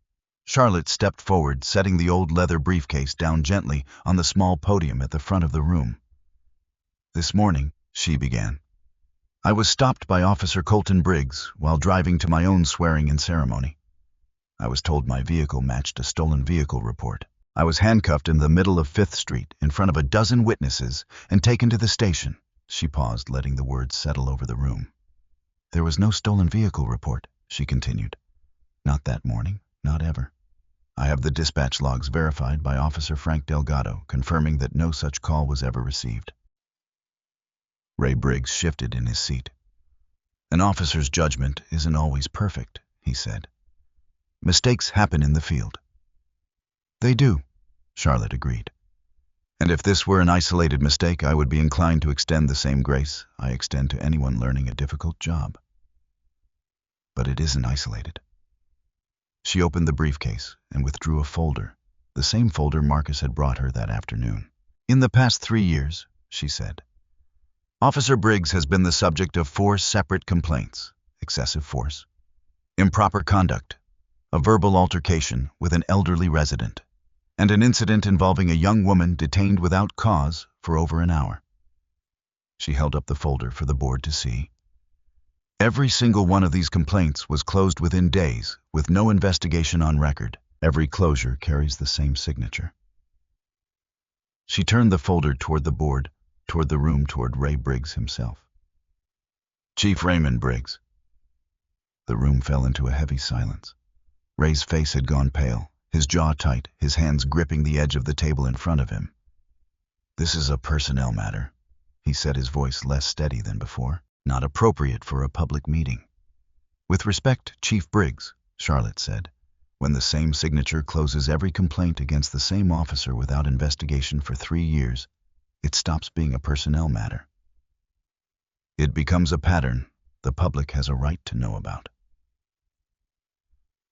Curtis Powell, sitting near the front, raised a trembling hand. "Commissioner," he said, his voice shaky but clear, "I filed one of those complaints. Nobody ever called me back. Nobody ever asked me a single question about what happened." A ripple of murmurs spread through the room. Commissioner Whitfield raised his gavel, calling for quiet, though his own expression had grown visibly troubled.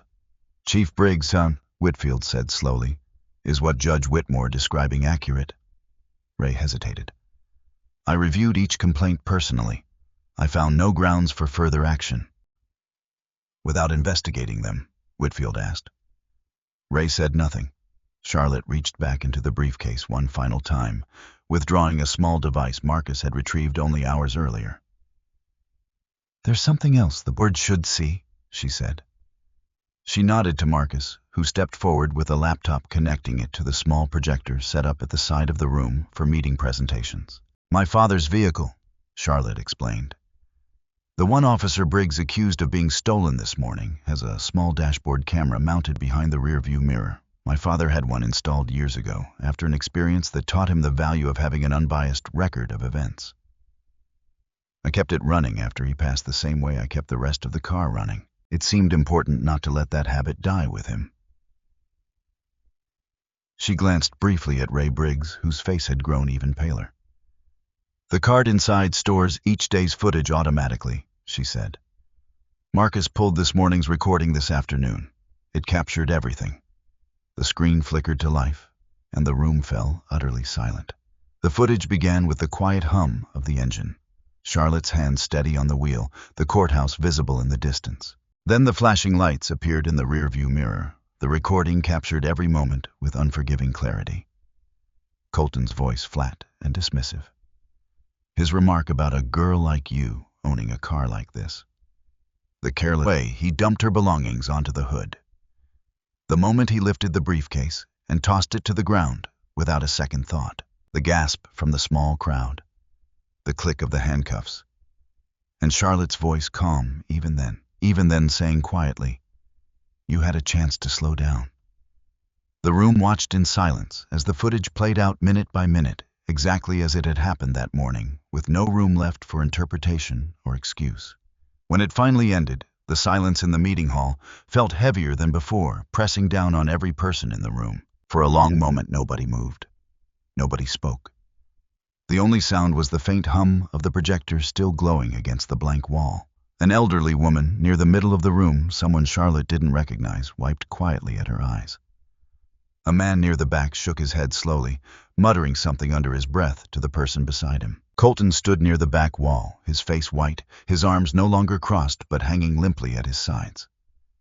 Commissioner Whitfield set down his gavel, slowly exhaling a long breath. "Chief Briggs," he said, his voice quiet but firm, "I think it's clear this board needs to discuss matters well beyond tonight's confirmation vote." Ray Briggs said nothing. He simply stared forward, the wall he had spent 24 years building finally, visibly beginning to crack. Somewhere in the middle rows, an elderly man Charlotte didn't recognize leaned toward his wife and whispered something she couldn't hear, though the woman's slow, sorrowful nod told her enough. This was not, Charlotte realized, a room full of strangers discovering something entirely new. It was a room full of people quietly recognizing a pattern they had perhaps always sensed, but never had the proof or the courage to name aloud. It was at that moment that the side door of the meeting hall creaked open. Every head in the room turned. Eleanor Voss stood in the doorway, still wearing her apron, the small photograph clutched tightly in one hand. She had spent the last hour standing behind her locked shop door, arguing with herself, pacing the small kitchen where she had spent half her life, picking up her keys and setting them back down, 3 separate times before finally, almost without deciding, to walking out into the evening air and crossing the 3 blocks to the courthouse. She looked pale, uncertain, her eyes scanning the room until they landed on Charlotte. Charlotte met her gaze and for a long moment said nothing, simply offering the older woman a small, steady nod. The kind of quiet encouragement her father had once given so many frightened people in this very building. Eleanor took a deep breath and walked slowly down the center aisle, her footsteps the only sound in the otherwise silent room. "Commissioner," she said, her voice trembling slightly at first. "My name is Eleanor Voss. I own the coffee shop on 5th Street. I need to say something." Whitfield gestured toward the podium. "Please go ahead." Eleanor walked to the front, setting the photograph down beside the folder Charlotte had left there. 24 years ago, she began, I was accused of stealing from the shop where I worked. The officer who arrested me was young, confident, certain of my guilt, before any evidence was ever properly examined. She paused, gathering herself. "I was 23 years old," she continued. "I had worked at that shop for 3 years, saving every extra dollar I could toward opening a place of my own someday. I never took a single thing that wasn't mine, but it didn't matter what I said. It only mattered what he believed." She glanced toward Ray Briggs, her hands trembling now, though her voice grew steadier with each word. That officer was Ray Briggs. A collective gasp moved through the room. Ray's expression had gone completely rigid, his eyes fixed on Eleanor with something between disbelief and dawning horror. "The judge on my case," Eleanor continued, "was Thomas Whitmore. He was the only person in that entire process who asked to see actual evidence instead of simply trusting an officer's word. When he found there was none real evidence, I mean nothing but assumptions, he dismissed the charges." She wiped at her eyes quickly, embarrassed by the tears, but unwilling to stop now that she had started. "Do you know what it feels like?" she asked the room. "To have your whole future depend on whether one person is willing to ask a second question instead of simply accepting the first answer they were given?" Nobody answered. Nobody needed to. "I do," she said.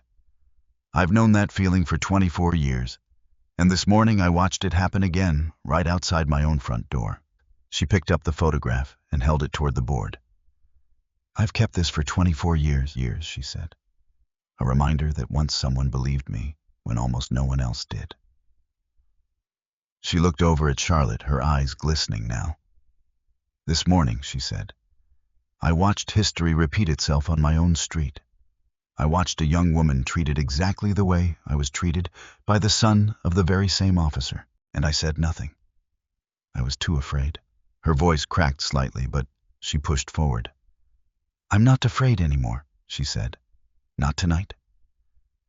The room erupted into quiet, overlapping murmurs, people turning to one another, absorbing the weight of what they had just witnessed.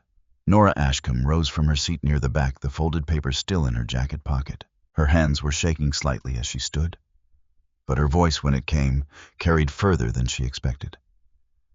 Commissioner, she called out, I have something too. Whitfield gestured for her to approach. She walked forward, unfolding the paper, carefully aware of every eye in the room, now turned toward her. I'm an intern at the courthouse, she said. This afternoon, Officer Briggs asked me to change my account of this morning's events. He mentioned in my law school recommendation letter, implying there would be consequences if I didn't cooperate. She held up the paper. I wrote down everything he said, word for word, right after it happened, because Officer Delgado told me the truth deserved to be protected, even when it felt easier to stay quiet. She glanced toward the Frank, a small, grateful smile flickering across her face, before she continued. I'm 22 years old, she said. I've spent months hoping to prove I belong in this field. I almost let fear talk me into becoming exactly the kind of person I went into this work to stand against.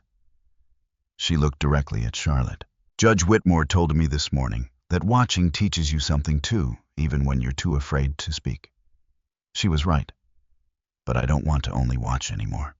Colton, still standing near the back wall, finally spoke, his voice tight and desperate. That's not what happened, he said. She's exaggerating. I have witnesses, Nora said calmly. Officer Delgado was nearby. He can confirm the timeline, if not every word. Frank Delgado, standing near the side entrance, nodded slowly. I can confirm she came to me visibly shaken after speaking with him. I encouraged her to write it down immediately.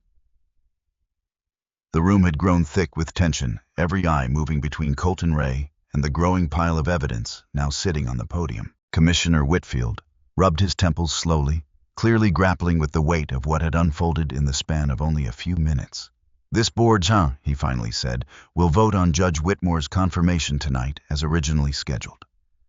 And separately, this board will be opening a formal investigation into the Millbrook Police Department's handling of citizen complaints, effective immediately. He looked toward Ray Briggs. Chief Briggs, given the nature of what's been presented tonight, I believe it would be appropriate for you to consider your position carefully in the coming days. Ray said nothing. He simply rose from his seat slowly, the years suddenly seeming to weigh more heavily on him than they had that morning, and walked toward the exit without another word. Colton hesitated, glancing at Charlotte, at Eleanor, at the room full of faces no longer looking at him with the deference he had grown used to his entire life. He followed his father out without speaking. The room remained quiet for a long moment after the door closed behind them. Then Commissioner Whitfield picked up his gavel once more. All those in favor of confirming Charlotte Whitmore as municipal judge of Millbrook County, he said, please indicate by voice vote. A chorus of aye rippled through the board members' unanimous firm. The motion carries, Whitfield said. Congratulations, Judge Whitmore. A quiet round of applause spread through the room, warmer and fuller than the one that had followed her private ceremony that morning. Charlotte closed her eyes for just a moment, feeling something settle inside her chest. Something that had been holding its breath since 5th Street that morning. After the meeting adjourned, the room slowly emptied, small clusters of people lingering to talk, to process, to absorb everything that had just happened. Curtis Powell's daughter helped him rise from his chair, and as they made their way toward the door, Curtis paused beside Charlotte. Your father once told my father something, Curtis said, back when we were young men. He said the measure of a town isn't how it treats its strongest citizens. It's how it treats its most forgotten ones. He reached out and took Charlotte's hand in both of his. Tonight, this town remembered a few of us, he said. That matters more than you might realize at your age. It matters to me plenty, Charlotte said gently. Thank you for coming tonight, Mr. Powell. It took courage. At 81, Curtis said, a small smile breaking through. Courage is about the only thing I've got left to spend. His daughter squeezed his shoulder gently. He almost didn't come tonight, she admitted quietly. Said his hip was acting up. I think he was more nervous than his hip ever was. Curtis waved a dismissive hand at her, though the fondness in his eyes betrayed him. Don't tell the judge my secrets, he said. She's got enough to sort through already. Charlotte laughed softly, the first easy laugh she had allowed herself all day. Your secret is safe with me, Mr. Powell, she said. Eleanor approached Charlotte quietly, still holding the old photograph. Your father gave this back to me, she said, after the case was dismissed. He said I should keep it as a reminder that the system could work when the right people were paying attention. She held it out toward Charlotte. I think it belongs with you now, alongside whatever else is in that briefcase of his. Charlotte took the photograph, gently studying the image of her father, younger than she had ever really known him, standing beside a frightened young woman he had chosen to believe. Thank you, Charlotte said softly, for finally saying it out loud. Thank you, Eleanor said, for reminding me it was safe to.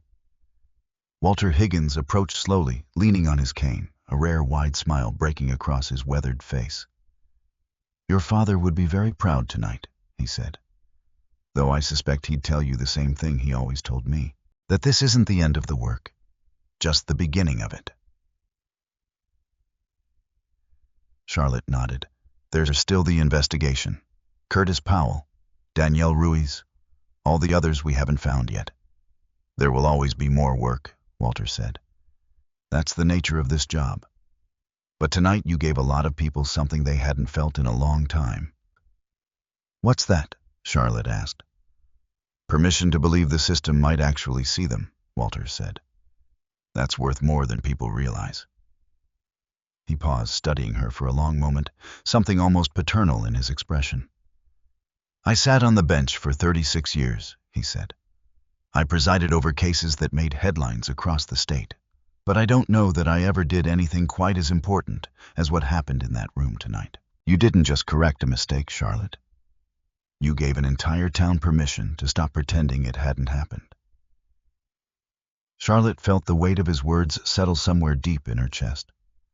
I had a lot of help, she said quietly. You always will, Walter said. That's not a weakness. That's how the good work actually gets done. Frank Delgado approached, last offering a firm handshake. For what it's worth, he said, I'm glad I recognized that badge this morning. Some days this job reminds you why you took the oath in the first place. Thank you, Officer Delgado, Charlotte said, for everything today. Frank, he said, correcting her gently. I think we've earned first names by now. Charlotte smiled, a real tired, grateful smile. Frank? Marcus lingered nearby, gathering the folder and the laptop, careful with the small device that had carried such weight that evening. You did good work today, Charlotte told him. Finding that dashcam footage, tracking down those complaints. None of this happens without you. I just did the digging, Marcus said. You're the one who decided to stand up in that room and say it out loud. Both things matter, Charlotte said. I hope you know that. Marcus nodded, quiet pride settling into his expression. I think tonight this whole town knows it. He paused near the door, glancing back once more. For what it's worth, Judge Whitmore, I think your father would have been proud of how you handled all of it. Not just tonight, the whole day. Charlotte felt her throat tighten again. Thank you, Marcus, she said quietly. That means more than you probably realize. That night, once the courthouse had emptied and the town had begun settling into its usual evening quiet, Charlotte returned to her new office, the briefcase resting on her desk exactly where it had sat that morning, back when the day had felt impossibly long before it even truly began. She sat alone for a while, first simply looking around the office that was now hers, the nameplate on the door. Still smelling faintly of fresh varnish, the chair behind her desk still slightly too formal for how tired she felt. It hardly seemed possible that the same morning had held a traffic stop, a set of handcuffs, and a swearing-in ceremony, and that the same evening had held a public reckoning 2 decades in the making. She sat down slowly, running her fingers over the worn leather one final time. It was time. She unfastened the clasp and reached inside, carefully lifting out the sealed letter that had waited there patiently for over 2 years. Her hands trembled slightly as she broke the seal. She thought in that quiet moment of every time she had almost opened it before. The night before her law school graduation, the morning of her father's funeral, when she had held the briefcase in her lap during the long drive home and nearly torn it open right there in the car. The day she received the call about the judicial vacancy, when curiosity had nearly won out over patience. Each time she had told herself the same thing: not yet. Wait until it means something. Tonight, finally it did. Inside, in her father's familiar handwriting. The letter began simply, "To whoever sits where I once sat. If you're reading this, it means the seat is no longer empty. And I hope, whoever you are, that you've earned it the hard way, the way that actually matters. I spent 31 years in that courtroom trying to remember one simple truth, that the law means nothing if it only protects the people who already have power. It only means something when it reaches the people who have none. There will be days when doing the right thing costs you something. Friends, comfort, maybe even your own sense of certainty. Do it anyway. And if you ever find yourself doubting whether one voice speaking quietly but firmly can actually change anything, remember this: it only takes one person willing to ask the right question at the right moment in front of the right room. Whoever you are, I trust you already know that. Thomas Whitmore. Charlotte read the letter twice, her eyes blurring slightly by the second pass, though she made no attempt to stop the tears this time.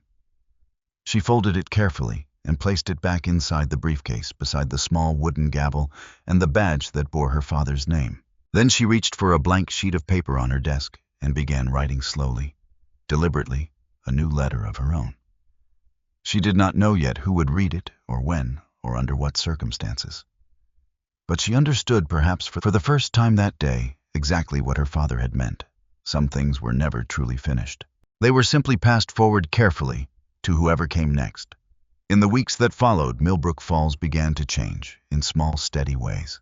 The formal investigation into the police department moved quickly once it began, aided by the fact that so many of the pieces were already sitting neatly documented, thanks to Marcus's careful work and the courage of everyone who had finally chosen to speak. County investigators interviewed dozens of residents over the following month, uncovering a pattern that went back further than even Charlotte had initially suspected.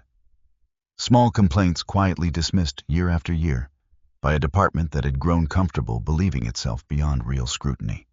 Ray Briggs resigned from his position as chief of police within the month, citing personal reasons, though everyone in town understood the truth well enough by then. His resignation letter, brief and carefully worded, made no mention of Eleanor Voss or Curtis Powell, or the 24 years of silence he had built his career on top of. But the town remembered anyway. Small towns, as Walter had said, that have a way of keeping their stories close. Colton Briggs was placed on administrative leave pending a full investigation and eventually left the department altogether. His badge surrendered quietly without ceremony, in stark contrast to the swagger he had once carried through Millbrook Falls like a birthright. I was seen a few times that summer, sitting alone at the diner counter, no longer greeted with the easy familiarity that had once followed him through every door in town. Some people said he moved to a different county eventually, somewhere nobody knew his father's name. Others said he stayed quietly, trying to rebuild something out of what remained. Charlotte never asked and never wished him particular harm.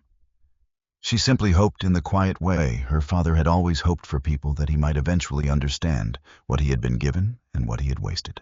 Curtis Powell's complaint was formally reopened and reviewed along with every other complaint that had been buried over the years. Several officers, including a few Charlotte had never personally met, ultimately faced consequences for conduct that had gone unchecked for far too long. Danielle Ruiz, after months of hesitation, agreed to speak with investigators, her account finally taken seriously, finally written down by people who intended to act on it. She stopped by the courthouse one afternoon, unannounced, simply to thank Charlotte in person.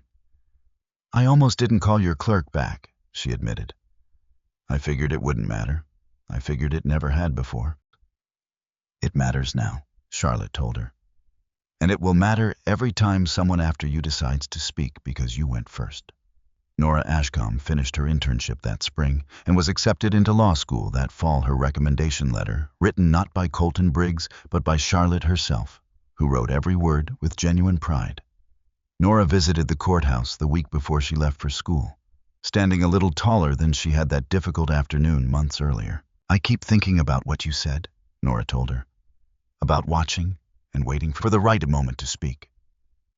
And, Charlotte asked, I think I finally understand the difference between staying quiet out of fear, Nora said, and staying quiet because you're gathering the courage to say it right. I plan on remembering that difference for the rest of my career. Eleanor Voss kept the old photograph behind the counter of her coffee shop from that day forward, no longer hidden in a drawer, but framed visible, a quiet reminder to every customer who asked about it. That courage sometimes takes 24 years to arrive, but arrives all the same. Her shop became, in its own small way, something of a gathering place that summer. Regulars lingering a little longer over their coffee conversations, drifting more openly toward town matters that had once felt too uncomfortable to raise out loud. Eleanor found she didn't mind the extra conversation nearly as much as she once might have. And on a quiet Sunday morning, nearly 2 months after that long, difficult day, on 5th Street, the town of Millbrook Falls gathered outside the courthouse for a small ceremony. The county board had decided unanimously to rename the front steps of the courthouse in honor of Thomas Whitmore. A small brass plaque set into the stone reading simply, "Justice remembers even when we forget to." The morning was crisp and clear, the kind of early autumn day that made the whole town look freshly painted gold and amber leaves scattered across the courthouse lawn.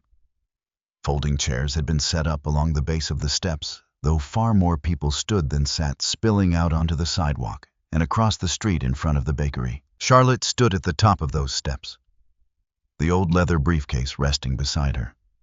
Walter Higgins on one side, Eleanor Voss on the other, Frank Delgado and Nora Ashcombe standing just behind them in the small crowd.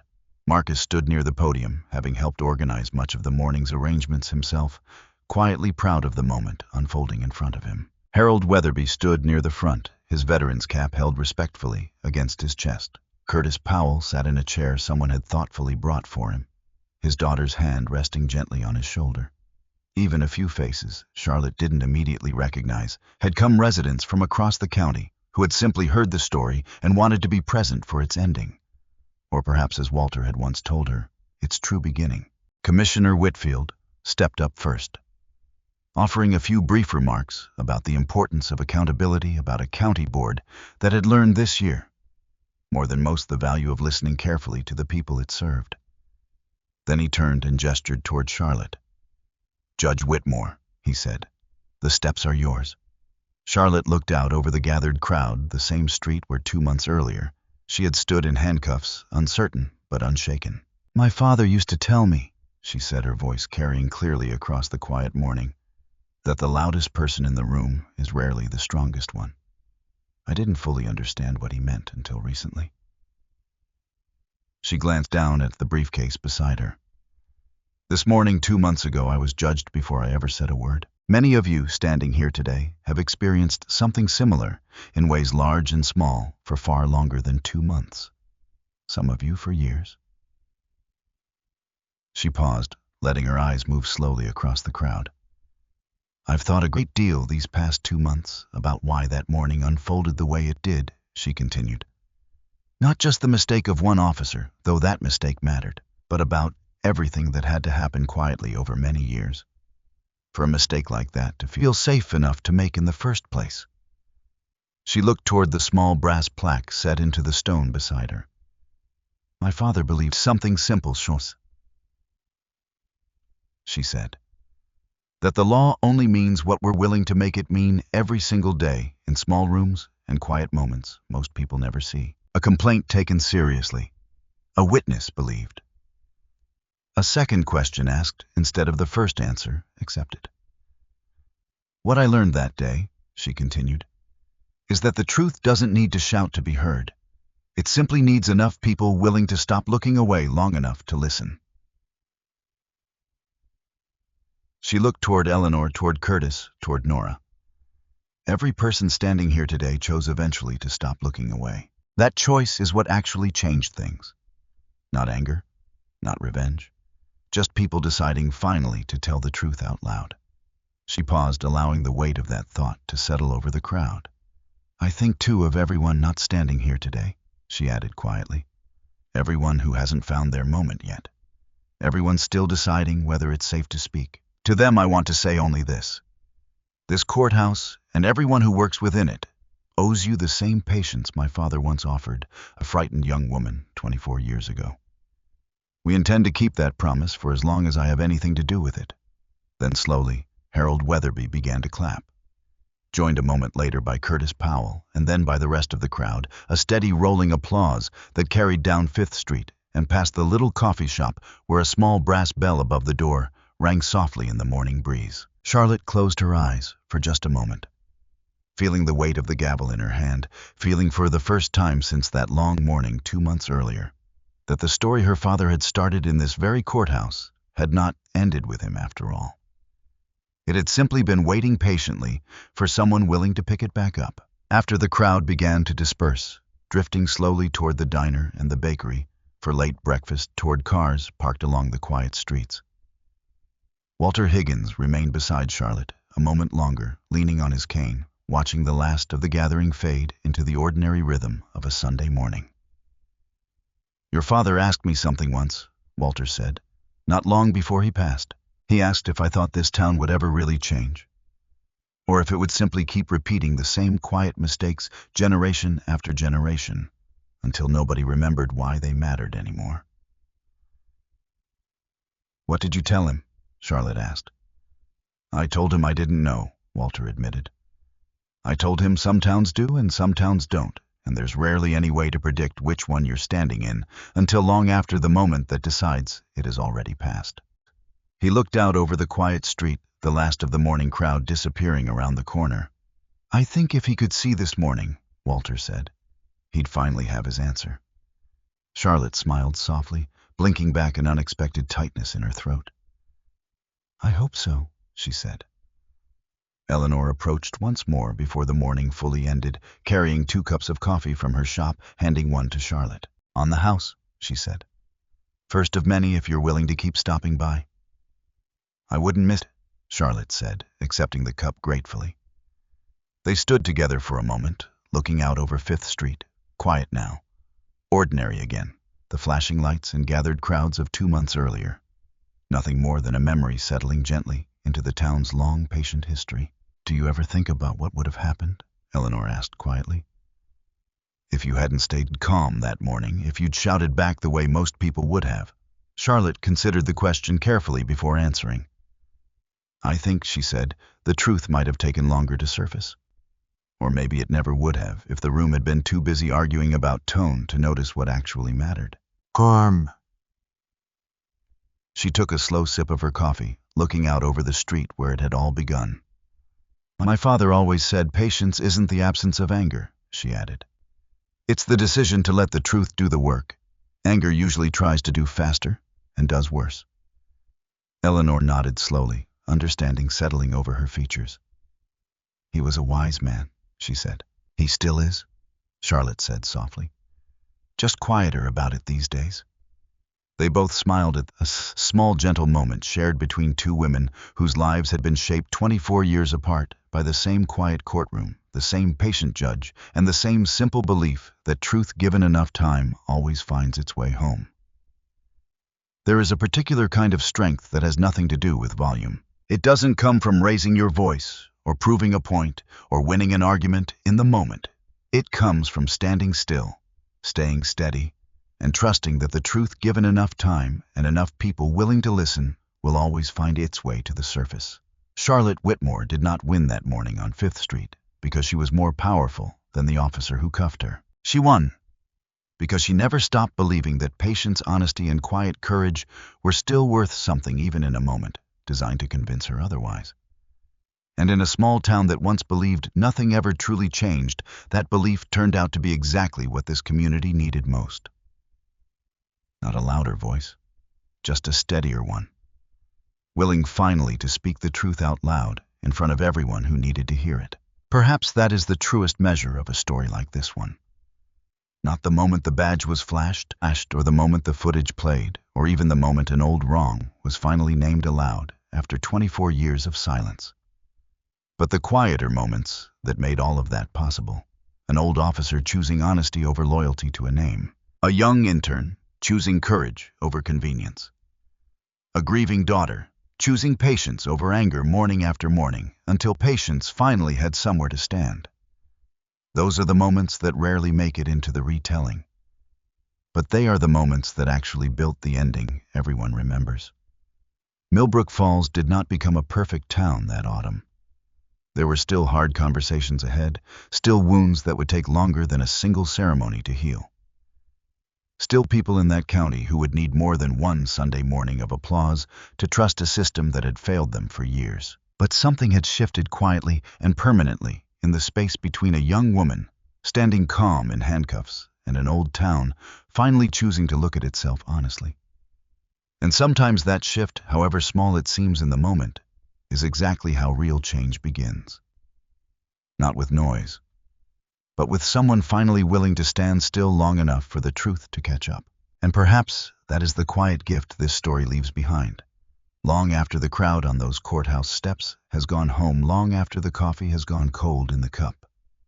That somewhere in every town, in every family, in every person who has ever been judged, before they had the chance to speak, there lives the same patient hope. Thomas Whitmore once carried into that courtroom, year after year, case after case, the hope that if we simply give the truth enough room and enough time, it will always eventually find its way home. Not with noise and not all at once, but the way morning light finds every window in a small town, slowly, patiently, whether or not the town remembers to open its curtains first.